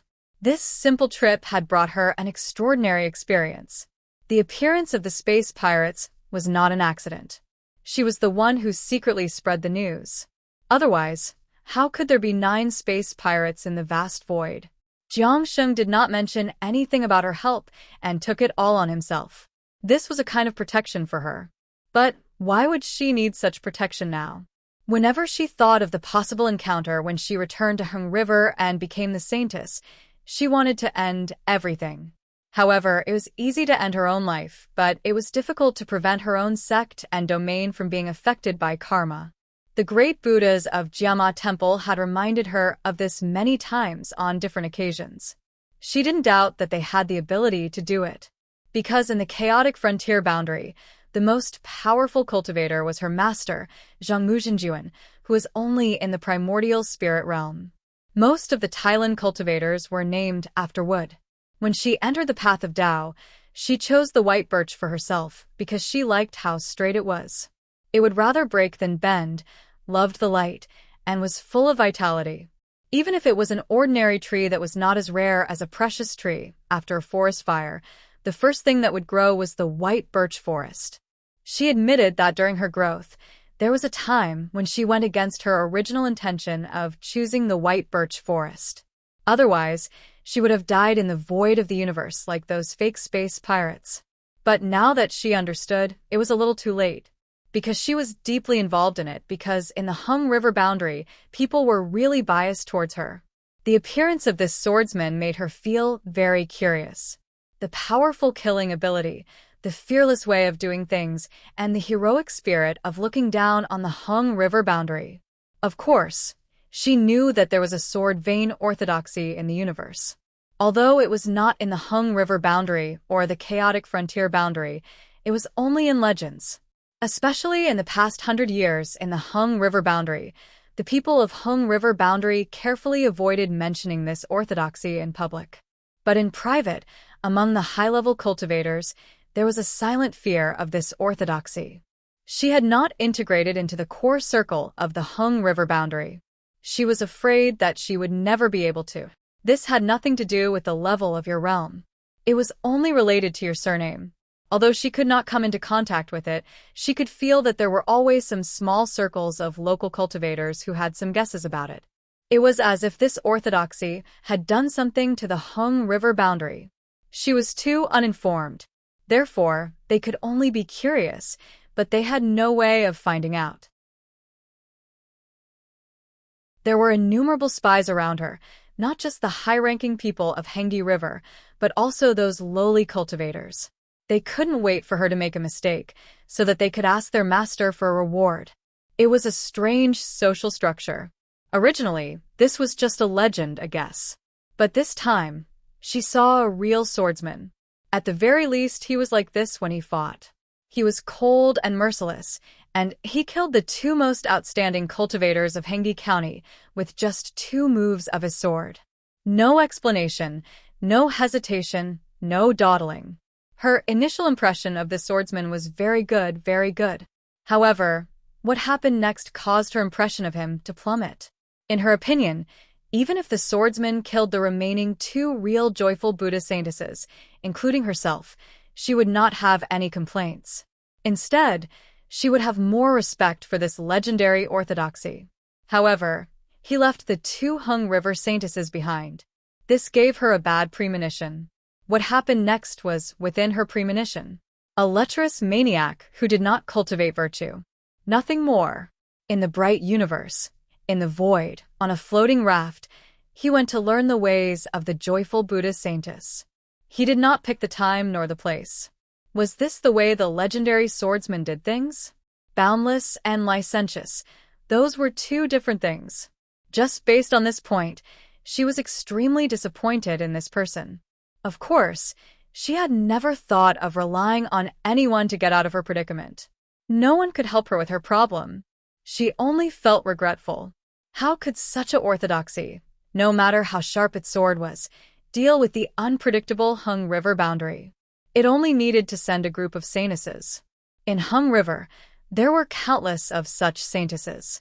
Hopefully, this was only an isolated phenomenon among the people in the sword vein. Bai Hua focused on the raft and ignored the asterisk that was only separated by 2 bulkheads behind her. Before she came to the Hung River realm, she would never tolerate something like this happening right under her nose. But after 100 years in the Hung River realm, she had long become accustomed to this kind of thing, and was used to it. The Jia and Mo temple, in fact, included any temple in Hung River. No matter which god it was, there was no difference in nature. You only need to look at the countless saintesses in each temple to know what was going on. This kind of journey was a kind of torture. Sometimes, she would wonder why they did not send a group of galactic pirates to deal with these adulterous couple. However, what made her depressed was that the raft was empty, the goods were gone, and even the galactic pirates were gone. They just left the 3 of them behind to do whatever they wanted. If it was just 3 people from Hung River, she would not even bother to think about it. However, there was a branch of Orthodox Taoism and such a powerful swordsman who was slowly being destroyed in the hands of these worthless saintesses of Hung River. This was no longer a cargo raft, but a floating raft, a flower raft. After several months, these cultivators didn't even leave the cabin. They were even more dedicated to their work than other cultivators who were in seclusion. They were even more addicted to their work than the elephant trunks worshipped in the temples. This swordsman was destroyed. Then one day, when the few of them were in the oneness of heaven and man in the cabin at the back, the sword cultivator naturally asked a question that did not fit the current situation. How many people in the Jima temple are qualified to enjoy their bodies? Of course, he did not say the exact words. It was completely flirting with a hint of jealousy, similar to the faint jealousy of a female bodhisattva who had seen countless people. However, Bai Hua suddenly realized that it was not jealousy, but intentional. After careful planning, he spied on the female bodhisattva when she ascended to nirvana. It was not that she had a habit of eavesdropping, but it was so close that she had no choice but to listen. Thinking back carefully, in the past month, the swordsman had asked many similar dirty questions. However, if one was willing to think about it carefully, one would be able to understand the real meaning behind it.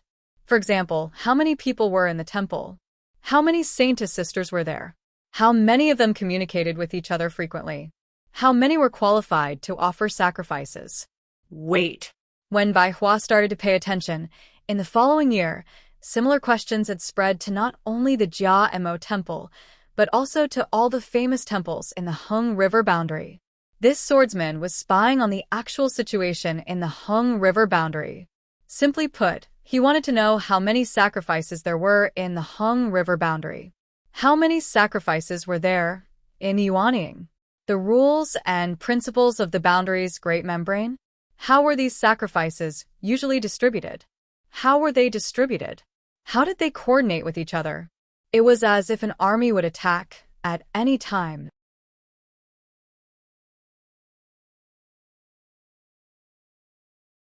Chapter 1507. Although Bai Hua still despised swordsman's actions and thought that he was abusing his position for personal gain, she still felt a bit better. This was because this swordsman didn't forget his intentions even when he was in one with the heavens. She started to feel that it wasn't worth it for these two saintesses to accompany him for nearly 2 years. What kind of person was this? What kind of mental state did he need to be able to combine missions and entertainment so perfectly? Missions didn't forget entertainment. The purpose of entertainment was to complete the mission. How could he persevere for nearly 2 years without getting tired of it? But what he didn't know was that any man who had intercourse with the saintesses of the temple would be shown in front of the main statue of the Mo temple. The more times, the more fetters there would be. When the encounter really happened, even if you had all your abilities, it would still be controlled by her. You couldn't struggle, you couldn't live, and you couldn't die. Were the saintesses of the Hung River Temple that easy to touch? Unless you believed in the elephant trunk god, no one could save you.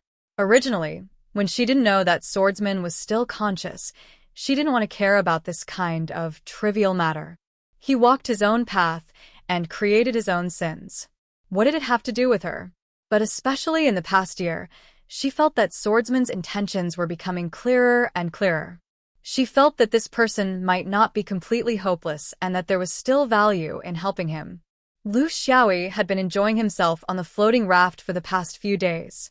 Logically speaking, just based on professional standards, he was much better than Lu Xiaoyi in the past.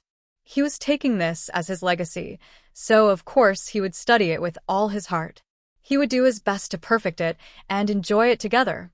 Even if he boasted about his rich experience and the systematic education from his previous life, it was useless if he didn't have anyone to cooperate with him. Now he finally had 2 people who were willing to devote themselves wholeheartedly. A perfect infiltration of the enemy's rear to probe the situation. The information he obtained became more and more detailed. It wasn't that he wanted to do something, but that he had this first-hand information. In the future of the universe, it would be easier for him to make a preliminary judgment of unknown threats. This way, he wouldn't be confused and make mistakes when dealing with them.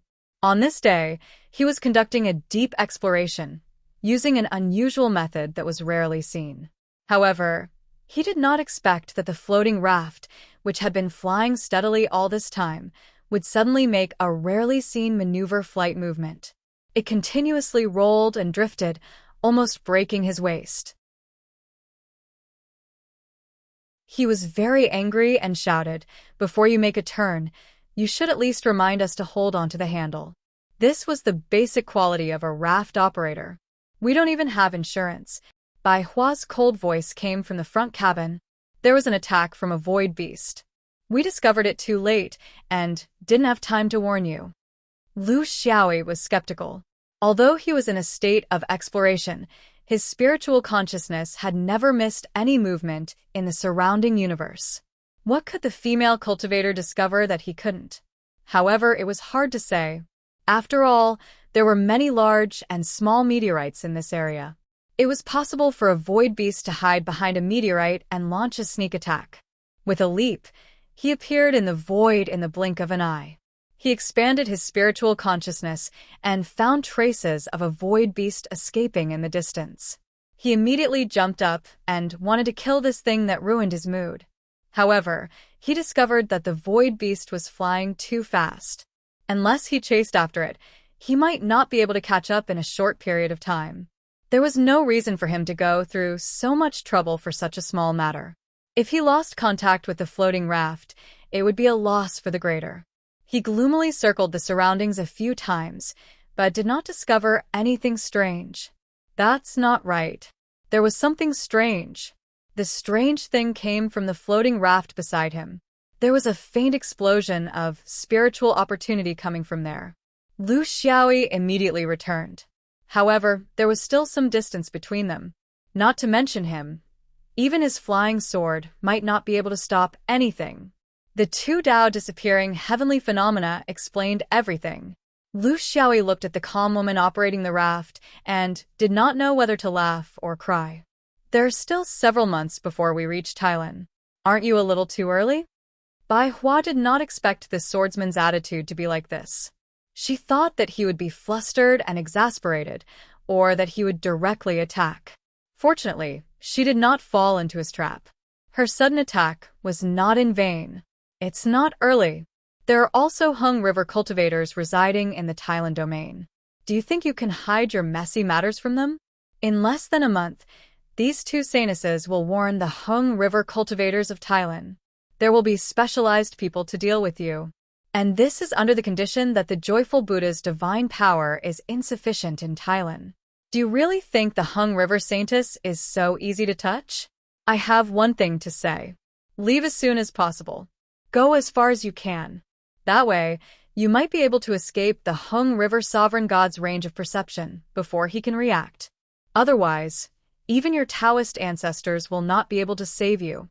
Lu Xiaoyi sat down beside her and said nonchalantly, I never rely on my ancestors. I only rely on myself. You're saying that these joyful Buddha cultivators will sense it when they touch their saintess? Bai Hua shifted her body to the side in disgust.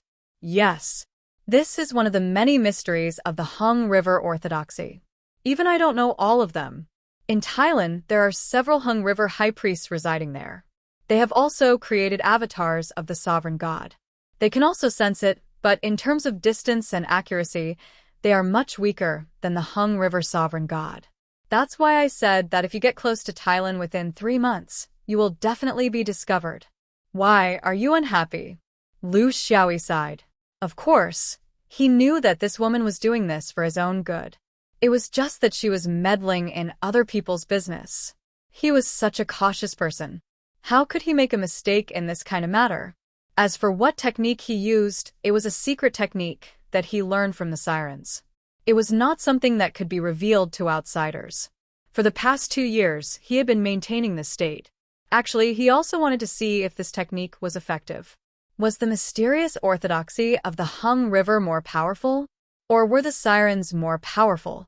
Unfortunately, it was ruined by this woman's kindness. He could not say it because he could not say it out loud. He could only thank her because she was indeed doing this for his own good, just like Jiang Sheng who had left. His divine sense was very powerful. Jiang Sheng's abnormality in a short period of time on the floating raft did not escape his senses. This was also the reason why he let this woman off.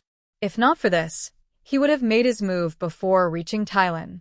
He would fool around, but he would not act recklessly. He liked to spread his seeds throughout the universe along the way. Unfortunately, his seeds were not very effective. It was also a sin brought on by himself. Bai Hua threw over a jade slip and mocked, "This is the approximate harvest of my 100 years in the Hung River. It contains the general structure of the major temples in the Hung River. I don't dare to say that it is very accurate, but it can't be wrong in general. You can compare it and see how different it is compared to your private spying."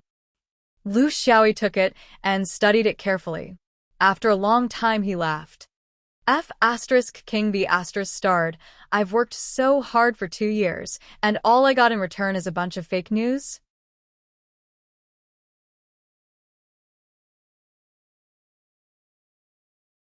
Chapter 1508. Bai Hua snorted. "I don't see how disappointed you are. At least you've achieved part of your goal, right? If you like the Bodhisattva so much, I can introduce you to a few Hung River Grand Priests. With their guidance, it'll be easy for you to become a saintess." Lu Xiaoyi chuckled. He didn't care what others thought of him as long as he was comfortable. "Aren't you going to talk to me about you? I think that if you continue in this state, your cultivation in this life will come to an end." Bai Hua said coldly, "My business has nothing to do with you. You should take care of yourself first. If you really enter the blue tea boundary, I'm afraid you won't be able to escape from the Hung River people." Lu Xiaoyi didn't force her. "It's best if you don't tell me. I hate trouble the most." He didn't want to enter the blue tea boundary. In fact, he didn't want to enter any of the chaos weaves.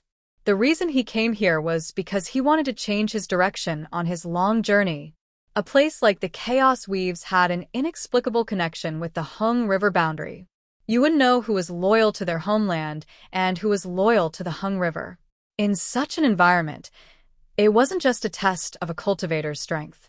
There was also a lot of scheming, and he was tired of this kind of deception. This wasn't a problem that could be solved quickly.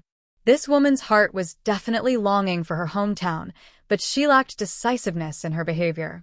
She was overcautious and indecisive, and this was the biggest reason for her current situation. If she couldn't walk out of this situation, no one could persuade her. If she really went back to the Hung River boundary and became a saintess, then she deserved it. She didn't deserve any sympathy. The two of them continued onward in silence, gradually approaching the Chaos Weave's airspace.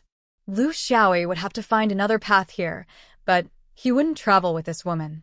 He was afraid that he would run into trouble that he couldn't shake off. However, he left a little too late. Perhaps he didn't expect the Hung River boundary to be so mysterious. When they were about to enter the Chaos Weaves, Lu Xiaoyi had already said goodbye to the woman. Then, two figures intercepted them. These two people were both perfected Lord Yin soul cultivators. Clearly, they were cultivators from the Upper Blue technique. Bai Hua's conversation with them also proved this point. Senior Brother Wang, Senior Brother Lin, long time no see. How are you? Bai Hua was a little excited. After 100 years, she was able to see her fellow disciples again. Even if they were elders that she wasn't familiar with, she was still a little excited. Senior Brother Wang didn't give her any face. It was fine at first, but now that you're back, it's not good. Tell me, what's the deal with this raft of goods and the 6 Hung River Masters? Why are you the only one who is safe and sound? Bai Hua clenched her teeth. She hadn't returned for 100 years, and the moment she returned, she was treated like this. Her heart, which had been shattered by the Hung River, had nowhere to go. Only now did she understand that a married woman was like spilled water. There was no place for her here. Senior Brother Lin was relatively gentler, but there was no difference in his attitude. It's been 100 years since we last met. Little Yuanying is now a true monarch. It was worthy of celebration. But I heard that you have been greatly nurtured by the Jia and Mo Temple at Hung River. One must think of the source when drinking water. Since you have received benefits from others, you have to repay them. Secondly, this time the goods were stolen, and the 6 Hung River Masters were all slaughtered. If you can't explain clearly, I'm afraid you won't be able to get through this. In Thailand, we have received a lot of help from the Hung River realm to have our current status. This time, we have offended the upper realm. How do you want us to explain it to the high priests? If we don't have a satisfactory answer, where will the Thailand high priest go in the future? Is it because of you that the sex efforts of nearly 1,000 years have been ruined? Bai Hua originally had a lot of things she wanted to say, but after meeting her own fellow disciple, she forcefully swallowed them back into her stomach. She suddenly realized that she had become an outsider here, just like in the Hung River realm. When did she reach such an awkward situation? No one treated her as one of their own. She became someone who didn't believe in anyone and didn't agree with anyone. What did she do wrong? She was too lazy to explain and returned to her previous cold and hard self. This time, no one could move her. I will explain the process to the guests at Hung River. I won't implicate the sect, and of course, I won't make things difficult for you too. Lead the way. Did the 2 Thailand high priests come here to bring her back, or were they afraid that she would escape and leave a mess behind? Just as the 2 of them were about to leave with Bai Hua, Senior Brother Lin, who had sharp senses, suddenly exclaimed, "Who's in the floating raft? Why are you acting so sneakily? Did you do something wrong and don't dare to show your face?" Bai Hua hurriedly stopped him. "Senior brothers, please listen to me. This is a traveler we met along the way. He was injured, and we don't know where he went. I was soft-hearted and brought him on the raft. It has nothing to do with the stolen goods at Hung River." Please don't complicate things. Senior Brother Wang snorted. "Whether it's complicating things or not, we need to judge. It's not up to you to make the decision. Let him come out on his own. Otherwise, don't blame us for being ruthless." Bai Hua wanted to stop him, but Senior Brother Lin had already moved her aside. "Junior sister. I can still call you junior sister now, but if you still can't differentiate between outsiders and outsiders, I'm afraid I won't be able to call you junior sister in the future." Since you don't want to make things difficult for him, then retreat to the side. Don't delay us from capturing him. Tell me honestly, this person has nothing to do with the goods at Hung River. I don't believe in this kind of nonsense. He then turned to the floating raft and shouted, "Show me your sex communication talisman. If you delay any longer, I'll tell you that you have ulterior motives and want to make an enemy out of Blue Tylon. Do you know the consequences of making an enemy out of Blue Tylon in the Chaos Weave?" A lazy voice came from the floating raft. "Look at my communication talisman." Fine. However, this talisman of mine isn't that good looking. Look carefully. An item slowly floated out of the raft. It didn't seem to be a threat at all. The two true monarchs glanced at it. It was a communication talisman in the shape of a small sword. In the Chaos Weave, there were many sects and factions that used small swords as talismans. They all had their differences and needed to be carefully examined. While the two of them were still using their divine senses, Bai Hua, who was behind them, turned pale with fright and cried out, "Senior brothers, be careful." Her warning was too late. Just as she said the first word, the small sword had already turned into 100 swords. Like a magic trick, it suddenly shot forward, and 10,000 swords attacked. The two true monarchs were shocked, but fortunately, they were experienced and knew how to deal with the situation. They knew that they had encountered a sword cultivator that was extremely rare in the chaotic weaves, but their basic defensive measures were well organized. However, what they didn't expect was that when the 10,000 swords shone on them, they would turn into a river of sword chi that was at the level of 1,000,000 swords. The two true monarchs were caught off guard, and they didn't even have the chance to escape. Being in the river of swords was like being in a whirlpool of death. There was nowhere to run, no way to defend, and no way to counterattack. "Junior sister, save me. This is a misunderstanding." Senior brother Wang struggled for less than 3 breaths before he and senior brother Lin were torn apart by the river of swords. Not even a drop of blood could be seen. A voice said, "Look at my communication talisman. Not only you, Blue Tylon. Go and ask the Hung River region. When I led 100,000 troops to Hung River, did anyone dare to ask for my communication talisman?" These words were a bit too much. It was only 100,000 void beasts, and they weren't even his army.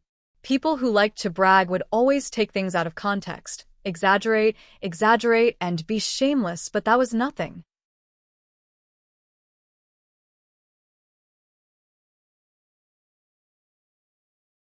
Chapter 15:09. Bai Hua stood there in a daze. How could she have imagined that her 2 senior brothers, who had been showing off just a moment ago, would be gone just like that? What made her sad was that she should have been angry, but she wasn't. She should have been sad, but she wasn't. Thus, she understood that it wasn't her 2 senior brothers who were distant from her, but she was distant from her sect. The current her was no longer the one who was incomparably attached to her sect. She had successfully exiled herself from her sect, and also from Hung River. Then, who was she now? She suddenly realized that there was a huge problem in her mind. Where was her? But sitting. If she didn't solve this problem, she would never be able to walk out of this strange circle of isolation. They didn't offend you. They also don't pose a threat to you. Their attitude was just a bit rough. In the Chaos Weave, this is the style of the Tylon people. The same lazy voice came from the floating raft. "I don't need them to offend me when I kill people." Threat? I'm a coward, and I like to nip threats in the bud. I don't have the mood to wait for them to grow up, or for them to move out of the family. Style? You only know the style of the Tylon people. Do you know my style? In this universe, only I can be rough with others, but others can't be rude to me. Of course, women are an exception. Yes, you can give them some privileges, but don't go too far. Bai Hua stood there, not knowing whether to leave or not. She realized that the trouble she was in was getting bigger and bigger, and it didn't seem like it could be solved by her own life. How did it become like this? It was as if after this guy appeared, everything was sliding in an unpredictable direction, and there was no way to stop it. Lu Xiaoyi sighed in his heart. He had learned a lot about this woman from the 2 raft companions. She was alone in Hung River and didn't fit in. She admired herself and disdained other people's orthodoxies. She was already very lucky that she hadn't died in Hung River. If it wasn't for the great ritual of Gama wanting to kill her in front of everyone at an important ceremony, how could she have survived until now? This kind of personality wasn't suitable for a political marriage. She couldn't even do the bare minimum of feigning civility. Of course, to a Taoist, this was a good woman, loyal to her own cultivation culture, morals, and etiquette. It was just that she was stubborn and brainless. Why aren't you leaving? Since you're not leaving, I'll say a few more words. A person must have something that he or she insists on the most. Then, what is your insistence? Was it because the saintess of the Hengi realm would benefit everyone? Was he doing something against his will in the sect? Or would he rather bear the infamy for his hometown? Or should he focus on cultivation and go somewhere else? There had to be at least one, right? You want to take care of them all. Do you think you have the ability? Even the heavenly Tao could not take care of itself. The 36 children of the great Tao collapsed one by one, let alone a small cultivator in the mortal world like you? What are you worried about? Do you have the right to worry about other things? Don't think too highly of yourself. With or without you, whether this incident happened or not, Tylin would naturally be there. Even if she died, she wouldn't be able to escape. The stars continued to revolve, and humans continued to multiply. Those who needed to indulge would indulge. Those who needed to kill would kill. Those who needed to love would love. Those who needed to hate would hate. It was actually that simple. I think your problem is that you think of yourself as the deciding factor in the blue tea world. Beauty, you're thinking too much. In a place like the Hung River realm, they wouldn't make a big fuss over a woman. You're not the immortal cave. Can you go in once and be reborn? Bai Hua only felt a surge of anger. This person was really too vulgar. He didn't have the bearing of a Taoist true cultivator at all. But what he said seemed to make some sense. I just feel that everything is too messy. It's so messy that I don't know how to solve it. Lu Xiaoyi laughed. Why do you want to solve it? The universe is in chaos. It's the trend. Even the heavenly Tao can't solve it. You want to solve it? What are you thinking? Chaos is normal. It would be abnormal if it wasn't. Cultivators of our generation should be sensing the time of the heavens. Adding chaos to the countless chaos, stirring up a pile of shit, is what we should be doing. Why are you so anxious? There are people who are more anxious than you. You only need to stir up as much as you can. Naturally, there will be people who will stand up and wipe your ass. You can't stop them from wiping it. They chase after you. Cry and shout. Do you understand what I'm saying? Bai Hua's eyes widened. She didn't know where this twisted logic came from. The changes in the universe were not something that every cultivator and every realm could understand. Many small realms didn't participate in the struggle for power, so they didn't know the full picture. This affected their judgment of the direction of cultivation. The influence came from all sides. Bai Hua's situation might be different for others, but the only result was that it would cause a deviation in their perception and affect their behavior. This was why those large factions who thought they had some strength were unwilling to stay out of the picture. They had to play a role in this drama. If you didn't participate, how could you clearly determine the direction of the changes? In the chaotic frontier boundary, they were immersed in their own small world and small disputes. But in the Hung River boundary, they couldn't gain anything. I don't really understand. Lu Xiaoyi felt that he was worrying too much. Let's put it this way. In the list of opponents in the Hung River boundary, your chaotic frontier boundary can't even be ranked. In the struggle for power in the universe, it's insignificant. I'm not looking down on you, but it's the truth. The universe was chaotic, and there were countless variables. Every orthodoxy, with great ambitions, would look to the future and have lofty ambitions. He wouldn't go to war just for the sake of a small profit in front of him, a small matter as insignificant as a green bean. Do you think it's possible to change their plans just because of a woman's betrayal and a raft of goods? Bai Hua finally understood a little. But the more she understood, the more she didn't know what she should do now. Originally, she wanted to come back and take one last look at her hometown. Then, She would go to the distant Hung River boundary and endure the humiliation for her hometown and sect. But now, it seemed that all of this wasn't so important. In this life, she had lived a somewhat ignorant life. She had focused on cultivation and lacked understanding of the outside world. But this didn't mean that she was stupid. She could vaguely sense something from this blabbermouth swordsman. You mean to say that because of the chaos before the end of the era, the Hung River boundary won't be too serious about the minor details in order to deal with the great changes? In other words, if the chaotic frontier wants to break free from the Hung River boundary's control, now is the best time to do so? Lu Xiaoyi sighed. He finally understood. Encouraging people to rebel was really a technical job. If he explained it simply, she wouldn't understand, but if he explained it too deeply, she would think that he was leading her into a trap. Was he encouraging people to jump into a trap? Maybe he was. But there were always traps in life that had to be jumped into. Even if you knew it was a trap, you had to jump into it. It wasn't up to you. The independence of the chaotic frontier depended on the people of the chaotic frontier. No one else could help.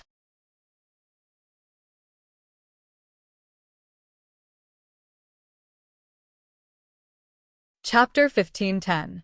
Bai Hua hesitated in the air for a long time. Everything that had happened in this short period of time had completely shattered her illusions. She had no choice but to rethink and plan her own cultivation career. For a long time, she had been in this kind of isolation for the sake of the domain and her sect. Although she doubted her own choice, she could not walk out of this vicious cycle. 100 years of hesitation weighed down on her heart, resulting in today's change.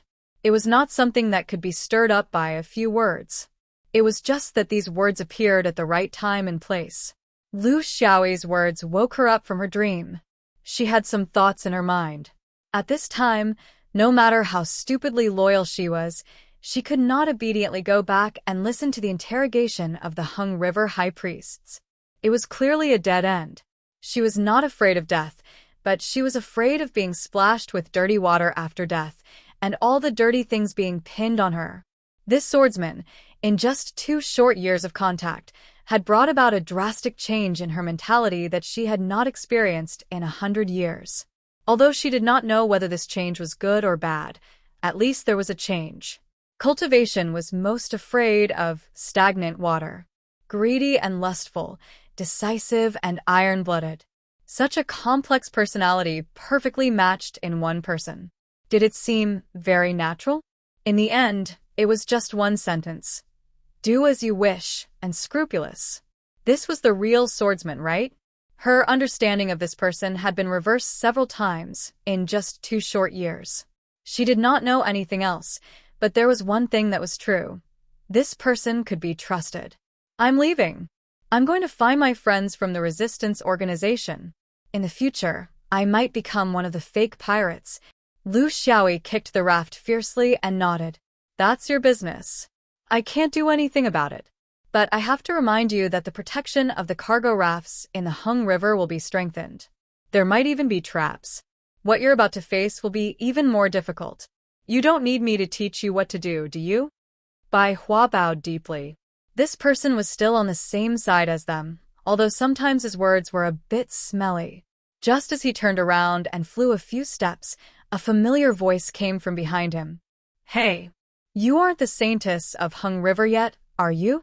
Wouldn't it be a pity if he didn't use all the skills he had learned?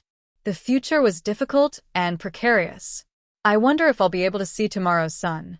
If one day you want to make up for the regret of your life, apply what you have learned, perfect your life, and find someone to discuss the mystery of joyful Buddha with, you can consider me. You have experience, you have aspirations, and you're not clingy. Once you're done, you can pick up your skirt and leave. I won't blame you. Bai Hua increased her speed because she didn't know if staying here any longer would cause her to lose her courage. The little bit of goodwill that had just floated up disappeared without a trace. What kind of people were they? They were clearly the ones who wanted to pick up their pants and deny it, but they said it in such a righteous and considerate manner. Lu Xiaoyi watched the woman leave. He felt that his trip to the chaotic frontier boundary this time wouldn't be simple. If he wanted to pass through the boundaries so easily, He wouldn't be able to get past the hurdle in his heart. He knew that he didn't have the time to wait here for a result, but at the very least, he had to stir up the waters here. He couldn't overturn Hung River Boundary's dominant position here, but at the very least, he had to make them lose control of the chaotic frontier boundary. Whether or not he could do this depended on the performance of Bai Hua's two senior brothers. Before they came, they didn't know of Lu Xiaoyi's existence. What did this mean?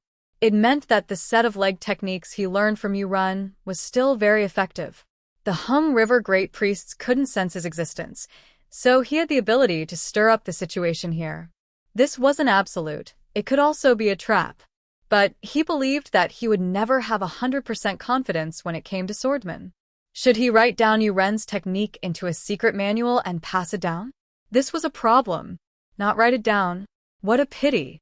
If he did, he was afraid that people would say he was a bad influence on the dome. Should he charge the public for something he worked so hard for? Wouldn't it affect his reputation? There were so many women's organizations in the fifth ring. Would he still be able to survive if he went back? It was a pity to give up on the floating raft. It wasn't that he cared about its value, but that he wanted to bring it back to the fifth ring to find an expert to decipher the secrets of the Hung River floating raft. He didn't know much about this and was basically a layman. After leisurely wandering, he finally entered the airspace of the chaotic frontier boundary. There, he had to do two things. First, he had to reposition himself and get a clear idea of the boundary distribution of the chaotic frontier boundary. It would be best if he could find a few weak spatial walls, just in case. Second, he would stay here for a few years and see if there was a chance to mess up the Hung River boundaries arrangements here. Plans were always changing. He wouldn't blindly stick to a certain belief. If he treated this trip as a trip, he would lose the purpose of a cultivation trip. There were a total of 13 realms of human cultivation in the Chaos Territory. They were gathered in a relatively narrow space. Compared to the normal realms of cultivation in the universe, the distance between the realms was shorter. The closest two realms were less than 10 days away from each other, and the furthest two realms were less than half a year away from each other. None of these realms had a heaven and earth membrane, which provided the most basic conditions for attacking each other. He was very unfamiliar with everything here. Fortunately, because of the chaos, the natives here weren't particularly vigilant against outsiders. To them, they should be more vigilant against the natives of the chaotic frontier boundary, not the passers-by. He randomly found a boundary that was pleasing to the eye and landed. The reason it was pleasing to the eye was because it was overflowing with greenery. Green represented vitality and the amount of vegetation. However, he didn't want to go down and make a cuckold out of someone. Over the years, he had made a lot of people cuckolds. Going too far was as bad as falling short. He still had to be a little more careful. His journey, or rather cultivation, was filled with aimless stops and walks. It was like a person's life without a main plot. Should there be a main plot? Everyone had their own opinions. However, to him, if a person's life was planned out and he had to do certain things at certain times and complete certain tasks, then he felt that this kind of life was a failure. At the very least, it was boring. A person shouldn't restrict themselves too much. Using grudges, family, responsibilities, and obligations to form a tight cover, then live in this cover for the rest of one's life. He liked it when there was no main plot. He could indulge himself without thinking. In his previous life, he had lived under great pressure. When he was young, he went to all kinds of preschool classes, got into a good university, found a good job, married a rich and beautiful woman, had a pair of children, and then spent his life in the flow of time. When he died, he realized that he had taken care of everything but himself. If this was the main plot, then he didn't need it.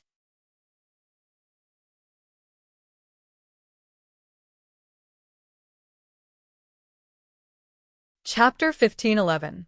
But to be honest, he had a main line. Was cultivation the main line? Immortality was an eternal pursuit. Was the safety of the Wuhuan and Xianyuan the main line? Even if he had completely let go of his emotions, he could not avoid coming into contact with people and matters related to this during his travels. And he really could not ignore this. Was the change of eras counted as the main line? Of course it was, because the changes of the universe would determine the changes of his small universe. His individual achievements would also be built on the foundation of a larger structure, including Xianyuan, the Wuhuanzhou Xian, and the main world. Being in the situation, everyone had a main line, but the key was how you treated it. Keep it on your lips all day long? Keep it in your heart? Worry in your mind? In the end, you would worry until your youth turned white, and the result would only be empty sorrow. Putting the main line far away, putting it lightly, and cherishing the present was what a good cultivator should do. It would make you less tired, less impatient. You would not fall into the trap of others just because you had to do something. When you could do it or not, when you wanted to do it or not, when you could do it or not, when you could do it or not, when you were in a state where you could advance or retreat, your tactical choices would be much more vivid. In other words, you would be standing on the side of initiative. This was the best way to participate. Lu Xiaoyi stopped in this small world called Green Wave, not to follow the footsteps of cultivation, but to enjoy the life of a mortal filled with exotic customs. After wandering in the void of the universe for dozens of years, he had also slightly calmed down his cold and hard heart that had been soaked by the cold universe. Taoism emphasized on one's actions and one's actions. There was a very deep logic in this. Empty actions would hurt oneself, and going too far was as bad as not going far enough. This was a concept of balance everywhere. He did not know how to live as a guest, but as he walked and looked, he did not look at the mountains and rivers, but the people moving in the mountains and rivers. After a few months, he had already traveled through the small world and then left Green Wave, heading to the next world. He hoped that in this process, he could calm his heart that was gradually becoming the same as the universe and prepare his mind for the next long journey. At the same time, he could also wait for news from Bai Hua or the cultivators of Hung River. Before Bai Hua left, he gave her a small sword. Once it was released, she would be able to find him. He also warned her that there was a time limit. After 10 years, the flying sword would not self-destruct, but would not be able to find its master. It would take about 10 years to travel through the 13 worlds. He had been living in the mortal world for a very long time, so he didn't know much about the world of cultivation. He also didn't have any way to learn about the changes in the cultivation world in the chaotic weave. He could only vaguely guess that the impact of the two true monarchs' Tylan's death would be significant. This was because in the few realms he had entered, the cultivation forces were relatively weak. Based on his perception, there were around 10 true monarchs. Tylan was able to dominate the chaos weave in such an environment and still needed the help of the Hengdi realm. His strength could be imagined. He was just a general chosen from a group of dwarves. His true strength was not that strong. For such a force, losing 2 perfected lords at once was a huge blow to their foundation. Lu Xiaoyi's ruthlessness had become a habit, but he did not know that his reckless actions often meant a lot to a small world. He wasn't sure about the situation outside the universe, but the few realms he had traveled through were very peaceful. Cultivation wars were very frequent in the chaotic weave, but this frequency was at least in the hundreds of years. It was normal for mortals to not encounter such a big change in their lives. Bai Hua did not contact him, and the cultivators of Hung River could not sense him. This kind of travel was very comfortable. In this comfort, he gained inspiration. It was a gift from relaxation. It also made him understand that one should look at the universe from different angles. Being in the void was one kind of angle. Being in the natural world was another kind of angle. Looking up at the starry sky was another kind of angle. In fact, there was no question of who was better. There was a misunderstanding here. When cultivators talked about how to understand the world and the universe, they often consciously or unconsciously thought that it was better for them to be in the universe. They did not know that the world was actually a part of the universe and a very important part at that. This was because only here could the cultivation civilization be born. Could you say that the origin of the cultivation civilization was not important? As he traveled through different worlds, he suddenly became interested in the small acts of kindness that he once disdained. He no longer thought that he was a person who could do big things and gallop through the universe.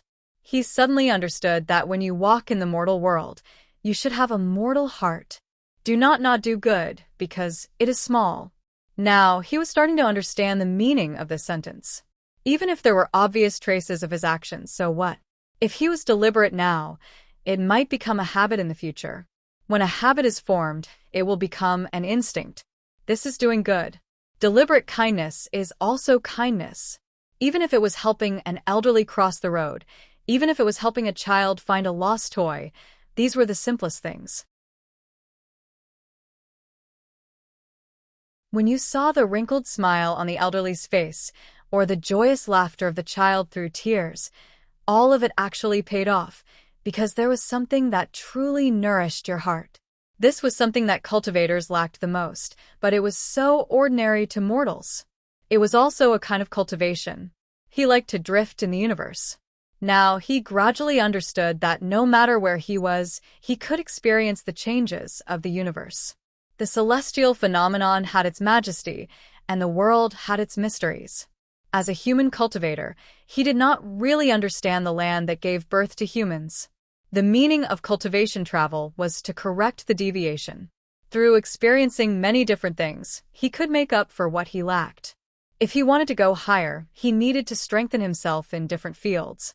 Only when he reached the level of a supreme and slowly widened his vision, did he realize that the meaning of cultivation was not all about the sword. In other words, the way of the sword also included many aspects. It was not only about the Tao realm, but also about life.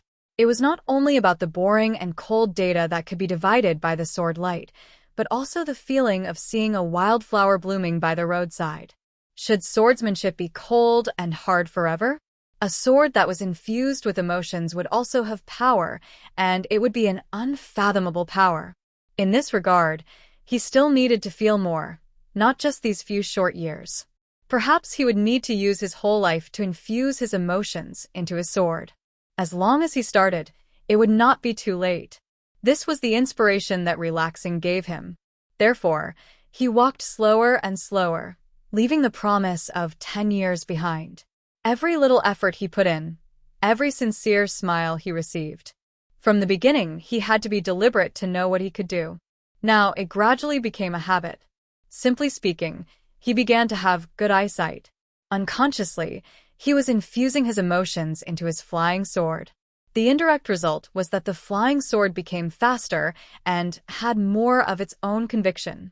Who said that emotions would affect the speed of a swordsman's sword?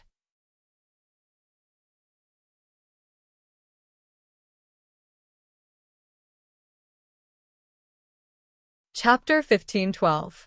When Jiang Sheng saw this terrifying swordsman, he was building a bridge for the locals in the brownstone world. It was an iron chain bridge, and under the bridge was a deep ravine that separated the villages from the town. If they wanted to go around the ravine, they would have to walk another 100 miles. To cultivators, this was nothing, but to the villages, it was extremely difficult for them to travel. Not everyone thought of building a bridge, but the existence of the deep ravine was not something ordinary people could overcome. They did not have the ability to ride the clouds, nor did they have enough engineering ability. Therefore, for a long time, there was no good way except to take a long detour. Lu Xiaoyi came here by chance and had the idea. He knew very well what a bridge like this meant to the villages. As for how to build it, it was not difficult for him. Just the 4 thick iron chains alone took him several months. He had gathered almost all the local blacksmiths. For mortals, the most difficult thing was how to put the 2 ends of the iron chains together. This was a piece of cake for him. When Jiangxing saw him, Lu Xiaoyi was leading a group of volunteers to lay planks on top of the iron chains. They were all made of the strongest teak. He didn't want to build a tofu slag project here, so he paid special attention to the quality. He checked every iron ring with his spiritual sense to ensure that it was sturdy and durable. Jiangsheng heard about this person from a young cultivator when he was returning to the sect. He should be a cultivator with an unknown origin. Otherwise, it would be impossible to fix the iron chains that weighed hundreds of thousands of pounds to the 2 ends of the ravine. This time, when he came out to do some work, he happened to pass by and took a look. He did not expect that he had met this person before.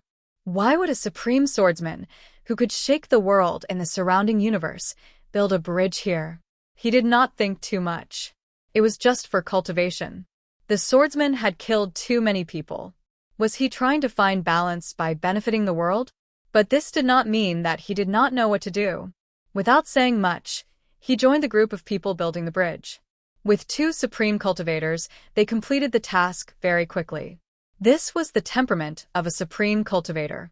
They did not need to be taught. Amidst the cheers of the people on both sides, the 2 cultivators tacitly left in a low-key manner. "What's the matter?" Lu Xiaoyi asked subconsciously. Jiang Sheng shook his head. "It was purely by chance. If I didn't know that someone was doing a good deed here, I wouldn't have come to take a look. I didn't expect it to be you." Lu Xiaoyi nodded. "That's good. When was the last time we met?" Jiang Sheng was a little puzzled, but he still answered truthfully, 21 years. Exactly 21 years. Lu Xiaoyi heaved a long sigh of relief. People said that there was no time in the mountains, but it was the same in the world of mortals. He sighed. He had been here for such a long time. 21 years. It's time to leave. Lu Xiaoyi sighed unconsciously. It was a sigh for the passage of time, and also a self-deprecation for the shortness of life. Jiang Sheng hesitated to speak, and he was slightly hesitant. However, he still spoke in the end. "Fellow Taoist, don't you want to know about Bai Hua?" Lu Xiaoyi replied with a question. "Should I know?" Jiang Sheng was a little embarrassed. She was just a traveler who had coincidentally saved them once. However, you can't just pin the blame on others and think that you should save them a second time and a third time. This was not the attitude of a cultivator. However, there were some things that he had to say because it involved lives. In the past 20 years, after Bai Hua joined us to protect the wings of cloud, she relied on her familiarity with the Hung River system to intercept a few spice boats from the Hung River. Gradually, she became one of the leading figures of the protectors. Gradually, she gathered a group of like-minded people around her. However, the people of the Hung River reacted quickly and strengthened the protection of the floating rafts. Moreover, a few Hung River Grand Priests in Thailand also began to encircle us. The situation became very bad. In the past few years, many of our brothers have died. Only by relying on the vastness of the universe and the lack of a fixed residence did we reduce the frequency of our attacks. This prevented further losses. We lay low for nearly 10 years. Recently, we heard that there would be 2 floating rafts transporting spices from the Hung River. Everyone thought of making a move after a long period of silence. We planned to suddenly make a move. For this reason, we contacted the leaders of several resistance organizations and planned to gather all the resistance forces to make a big move. This time, I came back to find a few strong people who are on good terms with me to help. However, I didn't expect to meet you, fellow Taoist. Lu Xiaoyi narrowed his eyes. A very good plan. However, I see uneasiness in your eyes. Is there a reason? Jiang Sheng sighed and said, "Not everyone agrees with such a plan. For example, I have my reservations about it. I have intercepted the cargo rafts from the Hung River in outer space for more than 200 years. At that time, those who cooperated with me either died or were injured. I am the only one who has persevered. Does fellow Taoist know why?" Without waiting for Lu Xiaoyi to reply, he continued, "The reason why I can live for so long is because I have always adhered to 2 principles. 1. I never intercept the so-called cargo rafts that receive the news. I only intercepted them by chance. The success rate may be very low, but I never fell into a trap. Last time, I also got the news by chance and gathered a few people for this operation. To me, this is already the biggest risk. I don't want to do it again, not to mention that the news I received was several months later. Another, I never cooperated with other resistance organizations. It's not that I don't trust others, but that I can't underestimate the wisdom of the people of Hung River. This operation has these 2 principles, so I don't agree with it." Lu Xiaoyi was very curious. But now you are recruiting people for this operation? Jiang Sheng was silent for a while before saying, I owe Bai Hua a big favor. She is also one of the organizers this time. Although I don't agree with it, I don't want her to fall into danger, so… Lu Xiaoyi understood. It might not be just a big favor. Looking at Jiang Sheng's situation, there might be feelings between a man and a woman. As for whether it started before Bai Hua went to Hung River or after she came back, it was unknown. Cultivators also had feelings. This wasn't strange. For Jiang Sheng to be able to guard the wings of cloud for 200 years, it already showed his personality. It wouldn't be strange if other things were added to it. In the chaotic frontier boundary, he found that the cultivators here were very emotional. He didn't know if it was the cultivation habits of the natives here. Even when he was in the mortal world, he also understood the Tao of infusing emotions into flying swords. It was really amazing. But he had to admit that Jiang Sheng's worries were reasonable. At the very least, Lu Xiaoyi was very clear that with the people of Hung River, they could still tolerate these so-called resistance organizations being free and unfettered for 20 years after he wiped out all the cultivators of Hung River. This was really inconceivable. For the people of Hung River, was it difficult to get rid of these people?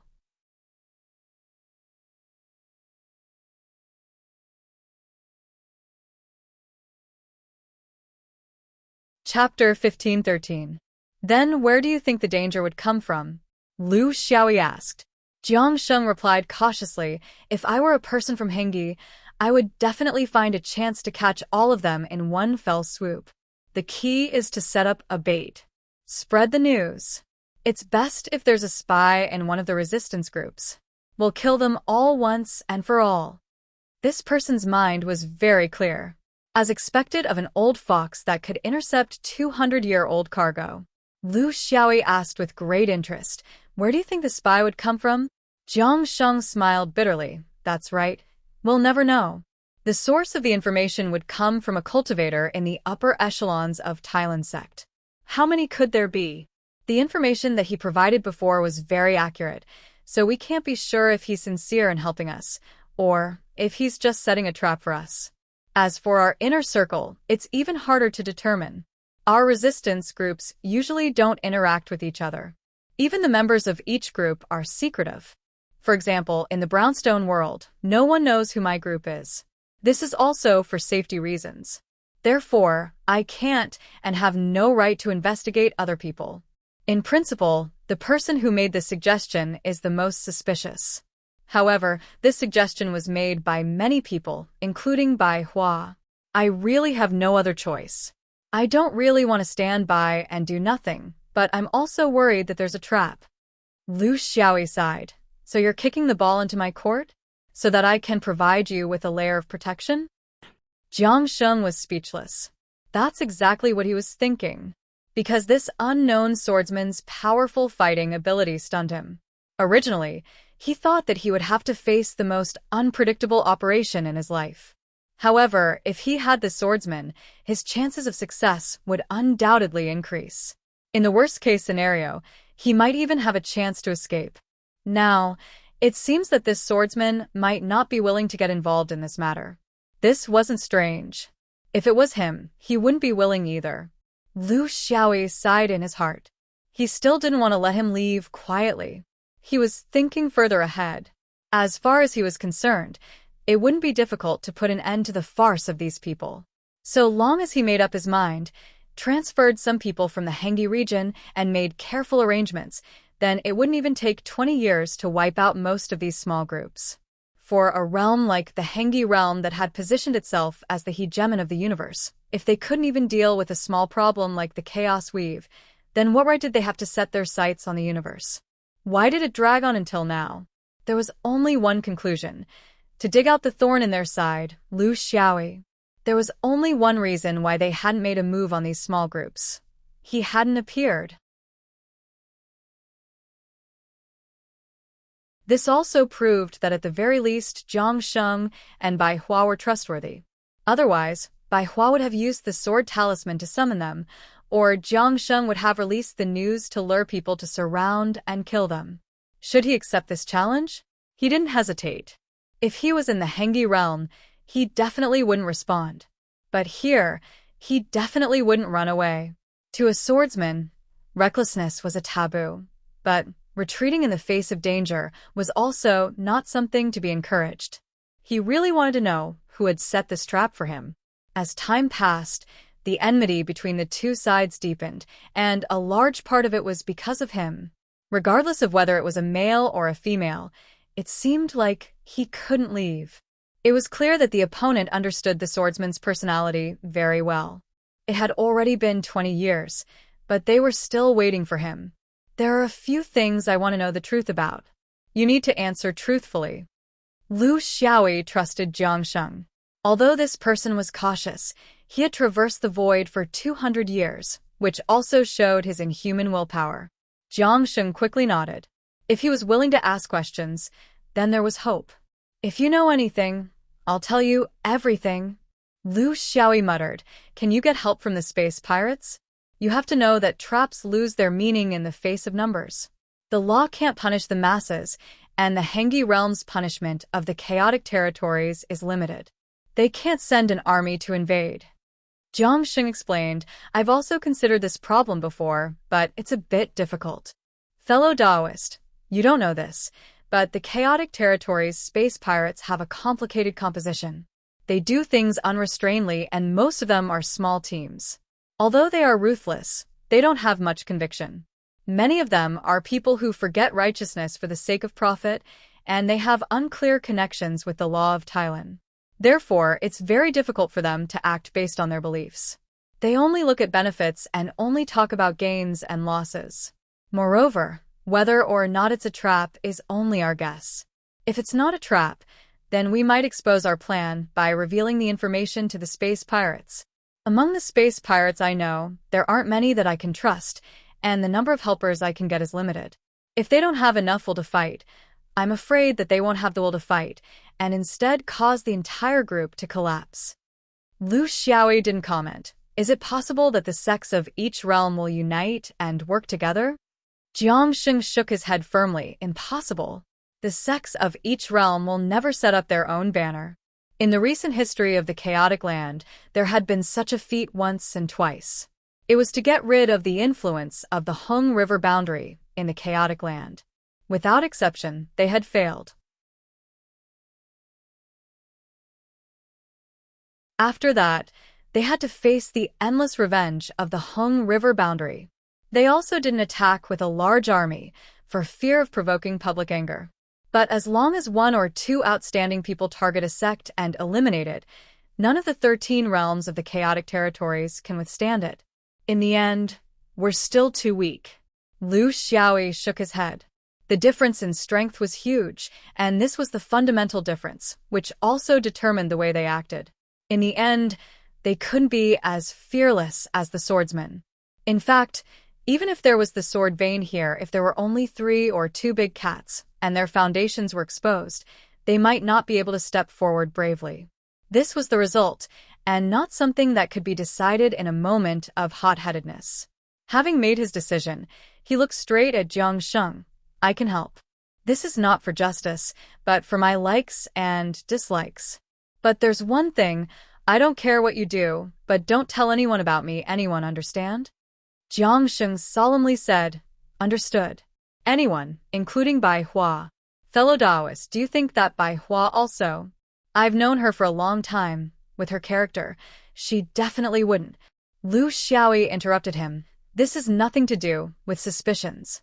There are too many coincidences in the world.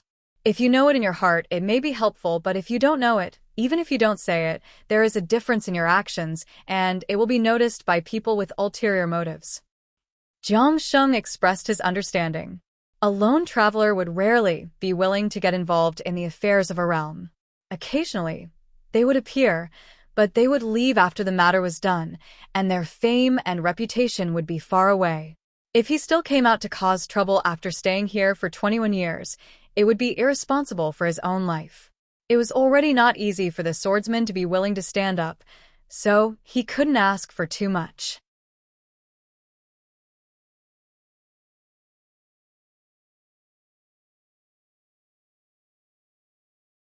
Chapter 15-14. In the Blue Thailand boundary, the largest cultivation sect was the Blue Thailand Upper Dharma. Due to the small size of the 13 boundaries in the chaotic land, it was difficult for two factions to compete for hegemony. In the end, it became a situation where one sect dominated the entire boundary. Only such a situation was the best way to deal with the continuous cultivation wars between the boundaries. Because it was united enough, it could summon 100 people at a time. The Blue Jade world was one of the bigger worlds among the 13 chaotic regions. It had a good cultivation environment and could barely be considered a superior cultivation planet. Therefore, it was not a dream for the cultivators here to cultivate to the level of supreme. The only thing they had to do was to become a sun spirit. This required more factors to support it, such as vision, orthodoxy, cultivation methods, and inheritance. If they did not really go out in the cultivation world of the universe, it would not be possible to just build a car behind closed doors. This situation also occurred in the other 12 realms. Therefore, there were many in-soul supremacies and essence-soul supremacies. However, there were no yang gods. This was the limit of Tao. You couldn't just cultivate behind closed doors and wander outside the mainstream of the universe. Then, one after another, top cultivators like yang gods would appear. Heaven's Choice was an exception. Although they were also isolated from the mainstream of the main world, they formed their own system and had the support of Hong Mao. This was a different matter. The Blue Thailand realm had gradually been controlled by the Hengi realm since hundreds of years ago. This was an unavoidable fate.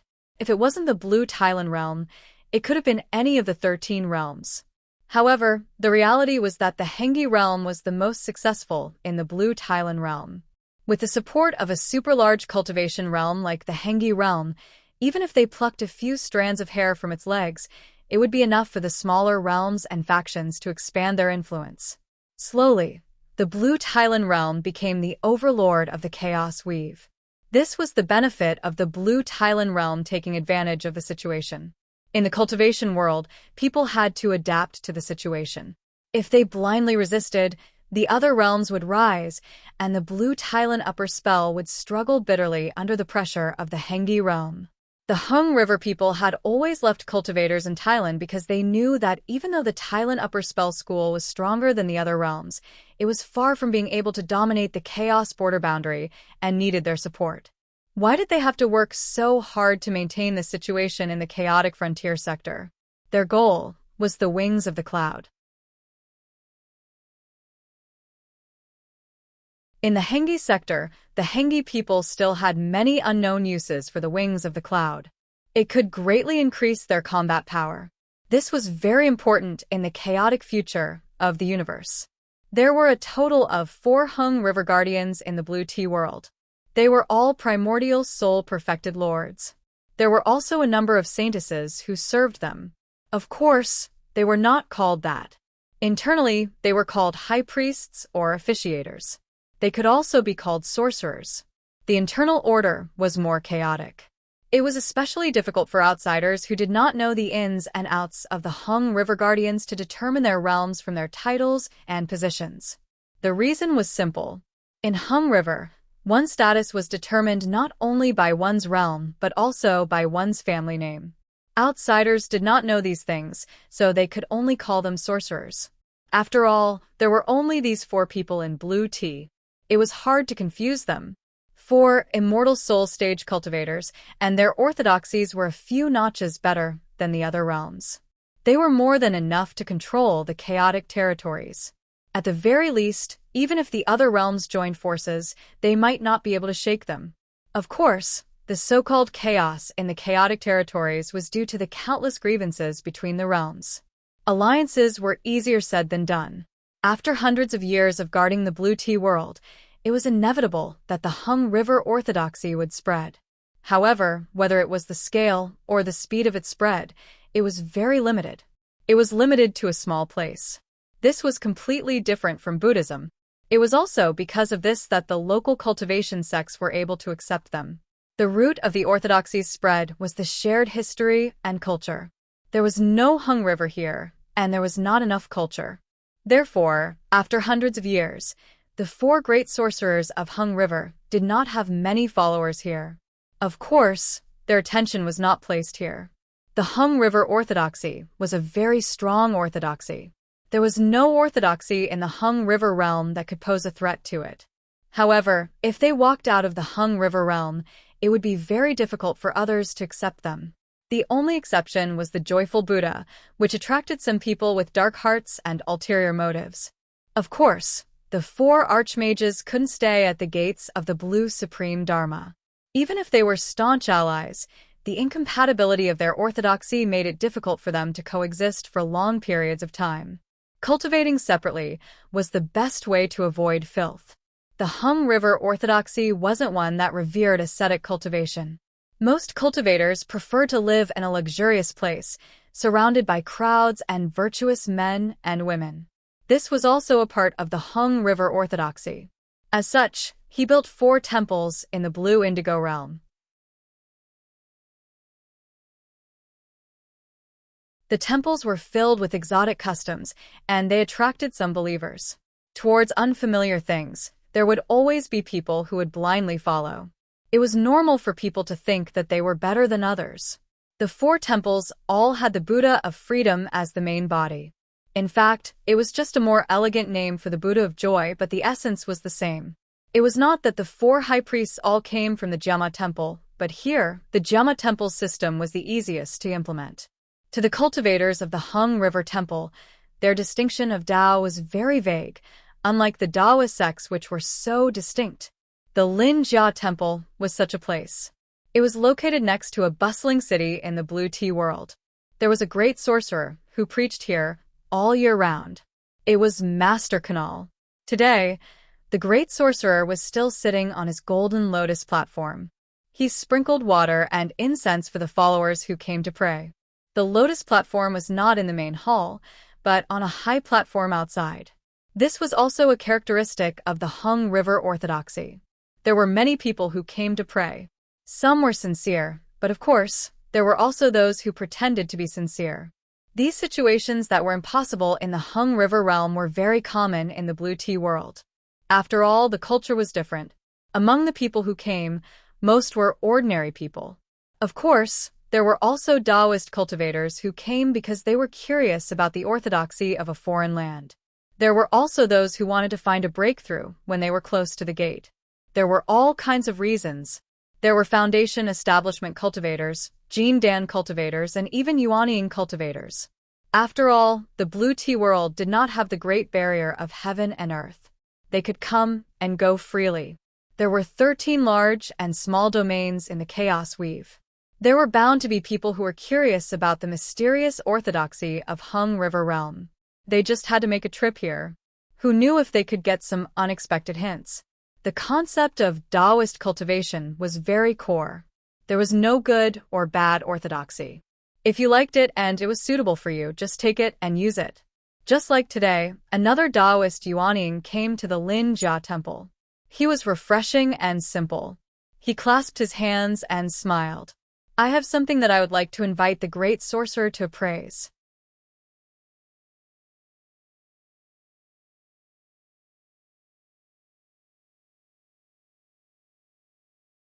Chapter 15:15. The flying swords arrived in the blink of an eye.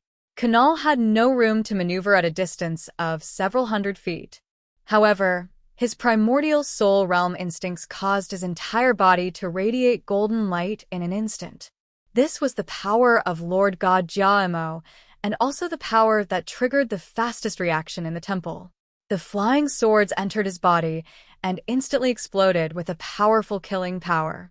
Lu Xiaoyi's Dao realm power was no longer a simple use, but a hybrid type. He combined all the Dao realm he was proficient in, and it could change at any time without any fixed number, making it even more difficult to grasp. He didn't use sword light division because using it in the realm would cause great damage to the mortal world. Once the sword river appeared, even the nearby city would be reduced to nothing. There was no need to use the sword river at all, because the goal of the sneak attack had already been achieved. As long as the flying swords stabbed into the opponent's stomach, what difference did it make whether it was a sword river or a single sword? The battlefield was Kunal's body. One after another, flying swords pierced in at an extremely fast speed. The frequency was so fast that it formed a straight line. In the current situation, what was being tested was the skill that sword cultivators had already grasped when they were at the foundation establishment stage: explosive sword frequency. Under the guidance of the Sword Dao Tablet Crow ancestor, his sword frequency had reached an unimaginable frequency, and 10 swords in a breath were no problem. Under this kind of pressure, Kunal's body began to dangerously sway at the limit. Hengi River Orthodoxy's refinement of the body could be said to be abnormal. Even the mortals of Hengi River who practiced yoga often didn't eat for several months and could withstand fire and water, let alone cultivators. The temple's grand ceremony? Kunal was currently in a deep state of sitting on a bed, which was the strongest state of Hengi River Orthodoxy. To put it bluntly, it was a state of divine intercourse. Not only was his life force supported by Lord God Jia, but he was also compensated by the 8 saintesses of the temple. Even if they weren't present, his control over them wouldn't be weakened by distance due to his long-term cultivation. All the damage was shared by the 9 of them. If it was a normal sneak attack, he could rely on them to immediately counterattack. But now was not the time. The Sword Vein Orthodoxy with the strongest attack power in the cultivation world wasn't just for show. The perfect combination of physical damage and Dao realm damage. He couldn't take a moment to counterattack. He could only try his best to transfer the damage from the sword to the 8 saintesses who had been conjoined for a long time. In such a situation, the 8 holy maidens, no matter how far they were, could only resist by circulating their martial arts on the spot. To help his main god body, Kunal, there were saintesses who were cultivating in the temple. It was still all right, they could just sit cross-legged on the ground, their minds distant. However, there were also those who were outside. They could only sit down in the middle of the bustling city, without a care in the world, assuming that embarrassing posture. The most awkward one was a saintess who was having an affair outside. She was stuck together with her adulterer. She was still fine for the time being, but that golden core adulterer was stuck between her legs, unable to free himself. His life force was about to hit rock bottom. Even before he died, he still didn't understand why this foreign lover would suddenly kill him. In what way did he offend her? He was also a ghost who had died an unjust death. Seeing that something was wrong, the surrounding believers who were praying for blessings had long dispersed. This was the best strategy for mortals in the cultivation world to deal with a fight between practitioners. No one would come to help. That was the real road to death. The best way was to run as far as possible. If the great wizard couldn't survive this, then there was no point in helping him. If he could survive this, the gods would be magnanimous. Why would they care about the cowardice of mortals? Lu Xiaoyi's attack had been at full power from the beginning to the end. The only difference was that he didn't have the space to display his marvelous sword techniques. However, his attack power didn't decrease at all. Of course, it didn't increase either. This was because his attack had been at the peak of his strength from the beginning to the end. Against a primordial soul cultivator of a great orthodoxy, he couldn't be careless. How terrifying was the Dao realm power contained in a sword. Not to mention that the flying swords were now strung together into a string. Within a few breaths, hundreds of flying swords had firmly wedged themselves into Kunal's body. His entire body had been shaken into paste. Only the Jia Mo divine power was still maintaining his basic form. An elephant trunk had grown out of his face, swinging left and right in pain. The 8 saintesses had died one after another. They couldn't stop the loss of Kunal's life force. He was very dispirited. Even with the Jia Mo divine power, he couldn't control his own death. However, Lu Xiaoyi was even more dispirited than him, since when had his flying swords become like chopping meat with a kitchen knife? This should have been over with a single sword, but now, the elephant trunk had actually delayed things for several breaths. However, no matter how miraculous the divine power was, it still had to conform to the rules of the heavenly Tao. When the surging killing power within the flying swords wreaked havoc, Kunal's fate had already been decided. Every time he struggled, he would be suppressed by the surging power of the flying swords. This was because the battlefield was within his body. This was because all forms of retaliation needed to be prepared. However, the flying swords would always be able to find the source of his preparation and then unsymmetrically kill him. This tragedy had already been decided from the beginning of the sneak attack. Kunal couldn't be blamed for being careless. In the chaos weave, even if he was ambushed, there wouldn't be anyone who could suppress him like this. Relying on the 8 Saintesses to transfer the damage to him, he could immediately free up his hands to counterattack. They also vaguely knew that a powerful Taoist had infiltrated the chaos weave 20 years ago. All of their plans after that were actually aimed at this Taoist. However, no matter how much planning they hadn't expected this person to be so audacious as to openly assassinate them. He didn't seem to care that he was alone and should have kept a low profile. After not appearing for 20 years, a large portion of the Hung River people's vigilance had been worn down. That was why they were so easily invaded and killed today. After adapting to the rhythm of the divine power within Kunal's body, the process of his death suddenly sped up. Kunal knew that he wouldn't be spared. Even Jia Imo couldn't give him the power to defeat this person. Thus, he gathered the last of his divine power into marking his opponent's orthodoxy. Before he died, he had to at least let the people of Hung River know who his opponent was. There were countless orthodoxies in the universe's cultivation world. Although the sword vein was rare, there were still some. He could die, but with the help of Hung River's mysterious special technique, he could use his own death to mark his opponent's origin. This was the last thing he wanted to do before he died. Unfortunately, the marking failed. There could only be one reason why the marking failed, and that was that this sword vein orthodoxy was Hung River Realm's mortal enemy. Thus, the marking couldn't be repeated. Hung River Realm didn't have any substantial conflicts with any sword vein in the universe, but they had a sword vein enemy that they considered to be the most difficult to deal with. Xianyuan. It was the Xianyuan swordsman. They had finally come to find him. How long could the secret behind the Battle of the 5 Rings 100 years ago be hidden? Kunal sighed in his heart. If you want to mess around, you have to pay. How could there be an eternal secret?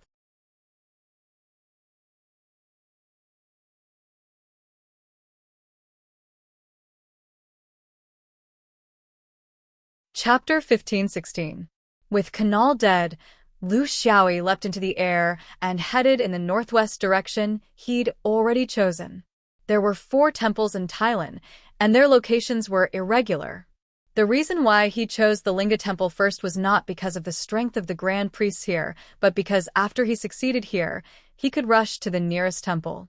Because of the distance between them, even if the other 3 grand priests reacted immediately, he could rely on the distance to buy a few dozen crucial breaths of time.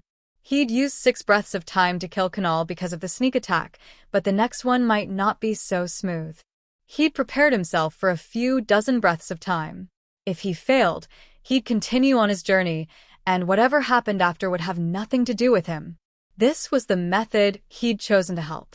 To a swordsman, the worst thing was that the opponent chose the time, the place, and the method. In this case, it was hard to say how much of a difference he could make. If a battle was unavoidable, then you should at least have the right to choose the time and place.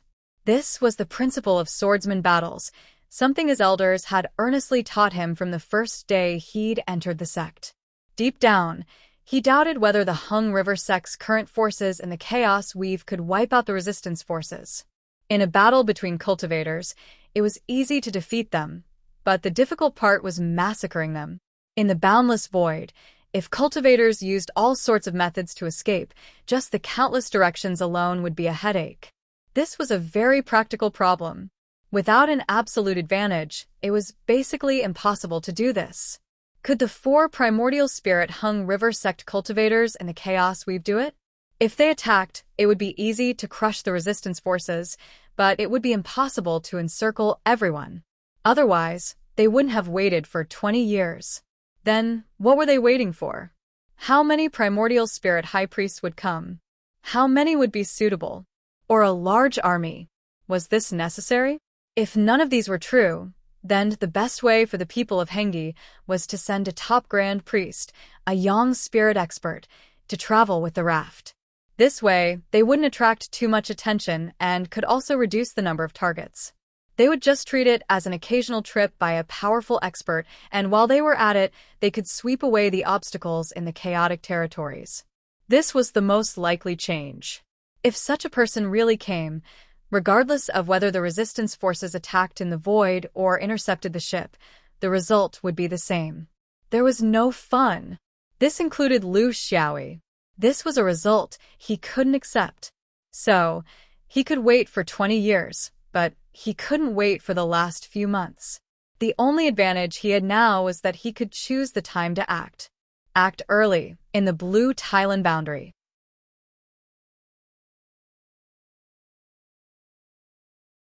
Intercept the ship? Take off your pants and farts, then kill. This was his way of helping. It was up to him to decide, to control, and to be responsible for his own gains and losses. It was a free and easy way to completely get rid of the uncertainty of whether or not there were spies in the resistance organization. The battle should be simpler. This sneak attack gave him a preliminary understanding of the source of Hung River Sect's divine power, which would be very beneficial for future battles. In the northwest, after a few dozen breaths of time, a strong wave of spiritual vigor came toward him. Lu Xiaoyi didn't hesitate. His sword flew out, and at the same time, his body flew upward. A sneak attack could be done within the boundary, but a face-to-face battle couldn't. He needed to go out into the void of the universe to not worry about destroying the fragile mountains and rivers of the boundary. He hadn't seen the person yet, but he knew he had found the right person just by the feeling of the sword. This was also expected. The 4 high priests of Hung River Sect were alone in a foreign land, so how could they not communicate with each other? This was a matter of life and death, and he believed that the other 2 were also on their way. The key was whether he could finish the battle in these precious few breaths of time. The person below him followed him closely. Without any hesitation, the 2 of them rushed out of the atmosphere one after another and plunged straight into deep space. During this process, Lu Xiaoyi tested his opponent's speed. It was not bad, but it was still not enough to compare to him. He didn't run far. After 100 breaths of time, the sword river rolled back and came back to kill. He didn't expect to get too far away from this person from Hung River Sect. He wasn't stupid. If this person ran away and he chased after him, it would be a joke. He had to give the other party the feeling that reinforcements were coming. This way, there would be a tit-for-tat battle. That time when he ran away halfway through, he was so disgusted that he was sick to death. In the void, Lu Xiaoyi went all out. He didn't think of himself as someone who was 1 level lower than him and needed to be careful. He thought that he had the advantage, whether it was in terms of physical strength or mental strength. This was a typical swordsman's 3 axes, but the key wasn't that he was blindly arrogant, but that when he waved the axes, he really had that kind of crushing aura. Before entering the sword Dao steel, he didn't have this kind of ability and mental strength. But now, he was no longer the person he used to be. A person who once fought with the crow ancestor to the death. What else could he care about? He simply allowed his arrogance to inflate. Either he blew himself up to the limit, or he would destroy his opponent before reaching the limit.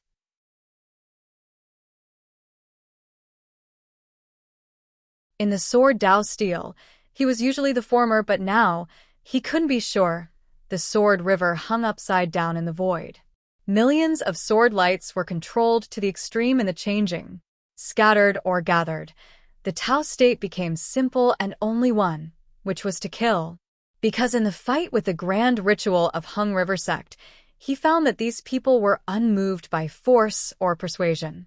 They were completely unaffected by other Tao states like the 5 elements, higher void, impermanence, merit, and fate. They only ate killing. It was also an orthodoxy that deserved a beating. In the fierce battle, the person from Hung River Sect revealed his statue with 4 heads and 4 arms.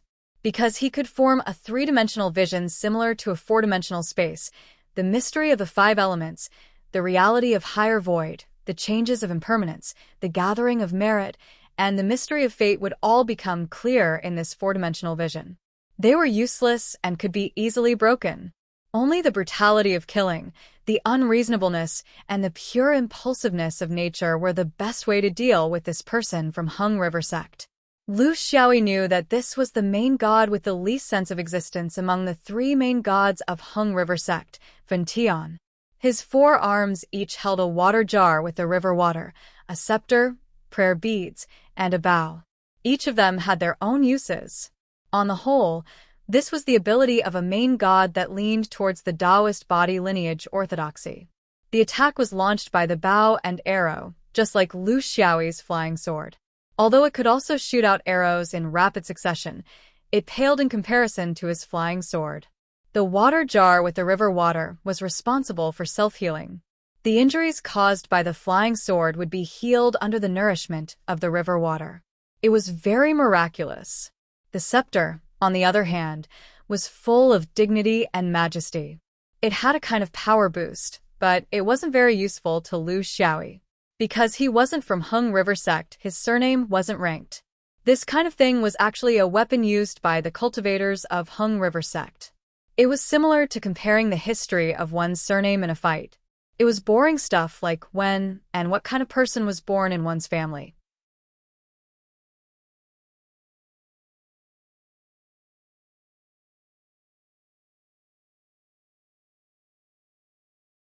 Chapter 15-17. The Real Defense was the string of prayer beads. The prayer beads were used to record time, but when used in battle, they could help him dodge most of the attacks, making use of the time difference. This ability was very impressive. Against single attacks, he was almost unharmed. However, Lu Xiaoyi didn't only have one flying sword, but millions of them. Under the echelon attacks, there would always be flying swords that didn't have enough time to land on his body. Therefore, against such a divine body, the best way to deal with it was to divide the sword light and combine it with the Tao of massacre. However, this also brought about a problem. Because this person had the prayer beads, he could control time in a very small range. Therefore, every time Lu Xiaoyi gathered his flying swords, he would never be able to hit him. How many flying swords would it take to break this person's greatest time difference ability? This would determine how many swords Lu Xiaoyi could gather and slash down. This required a process of exploration. He didn't have much time. This was a simple arithmetic problem. First of all, a portion of his 1 million sword beams had to be diverted to meet the incoming arrows. These arrows, which followed him like shadows and possessed great destructive power, were the full force attack of a nascent divinity cultivator. He did not want to take the hit himself. Then, he had to gather the remaining sword lights into a few consecutive slashes to break through this person's time difference defense. If he split too much, he would definitely be able to hit him. However, if the power of each slash was too little, it would be easily healed by the water jar. If he split too little, it would indeed cause more serious damage, requiring him to draw water multiple times to heal himself. However, it was also possible that he wouldn't be able to hit him because of the magical time difference defense. Lu Xiaoyi only needed to find the most scientific way to gather and distribute the flying swords, and he would be able to decide whether he could kill this person or not. In the blink of an eye, more than 20 breaths had passed. Lu Xiaoyi finally found this point. It was 9 slashes. In other words, when he gathered 9 sword lights in a single breath, one of them would definitely be able to hit this person's body and cause damage. This was also the greatest damage he could cause. Next, it would depend on this person's self-healing ability. If he didn't have the support of the other 2 high priests, he would definitely win if the battle dragged on. However, now that the support was on the way, this method of accumulating small injuries was very torturous. How many breaths were left? Was there enough time? Regardless of whether he could make it in time, he had to kill him first. Right now, the highest level of sword light division he could achieve was 1,200,000.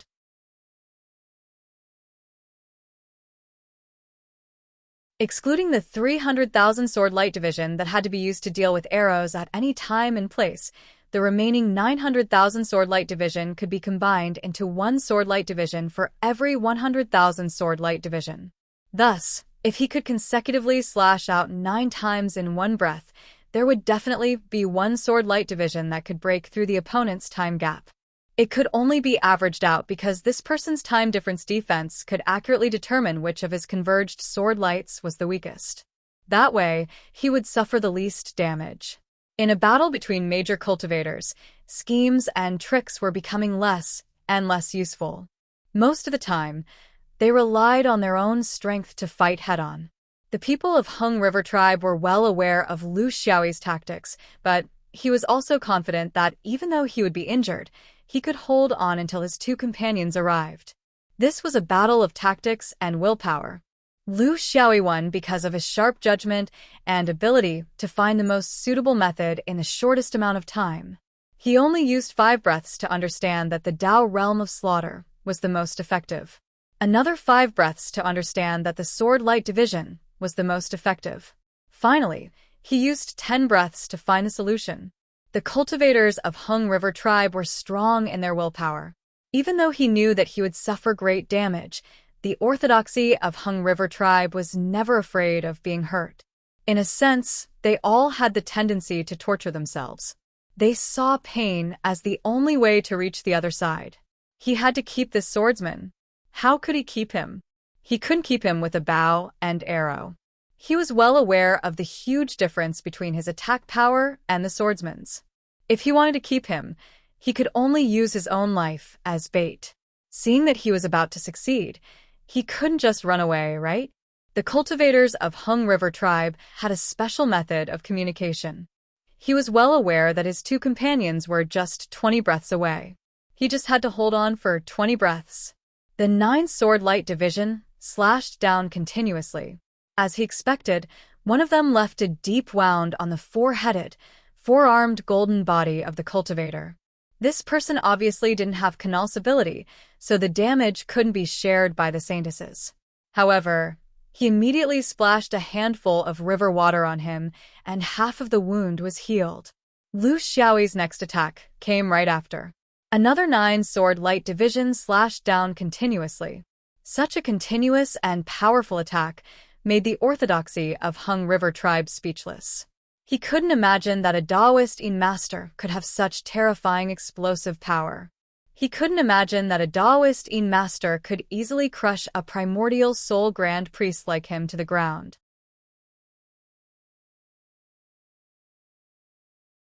However, that was the reality.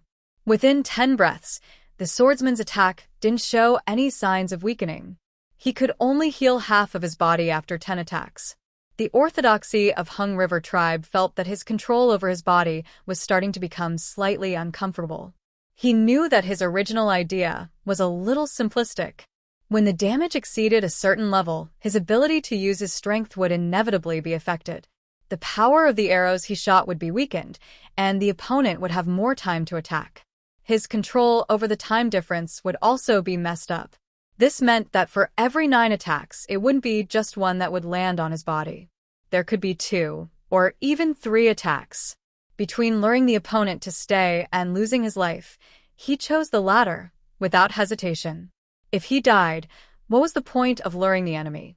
One of his arms squeezed hard, and the useless scepter was crushed into powder. However, the benefit it brought to him was that all of his injuries were healed. 30 breaths had already passed.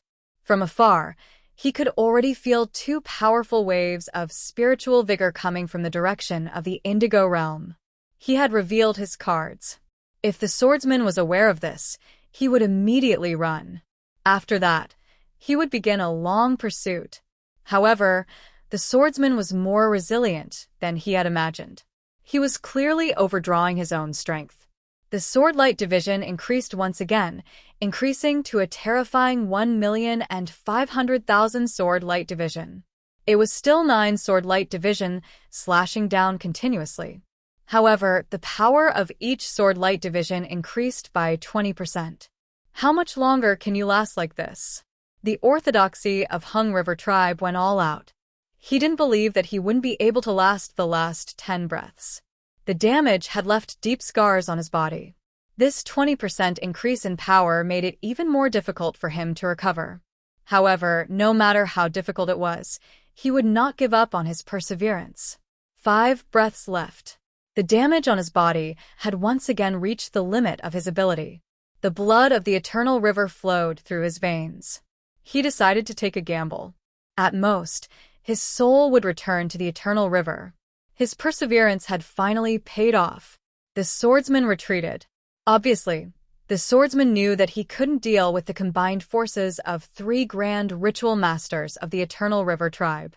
Therefore, he leapt forward, and the river of sword light division converged into a single sword and slashed down at the orthodoxy of Hung River tribe.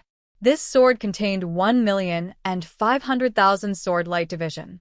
Of course, he couldn't withstand such power. However, it didn't matter. With the time difference of the rosary beads, what was the use of the flying swords if they couldn't hit him?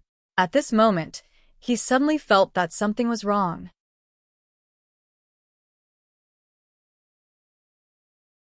The time difference seemed to have become stagnant. There was a kind of emotion. It was called memory. To the passage of time, to the passing of time. Only the shadow of the sword had accurately struck him. His time difference slowed down as he recalled, as if there was a force pulling him, all right, back to the eternal river. You're tuning in to the Phoenix Knights YouTube channel. Don't forget to subscribe and join us on this journey to catch the most captivating stories.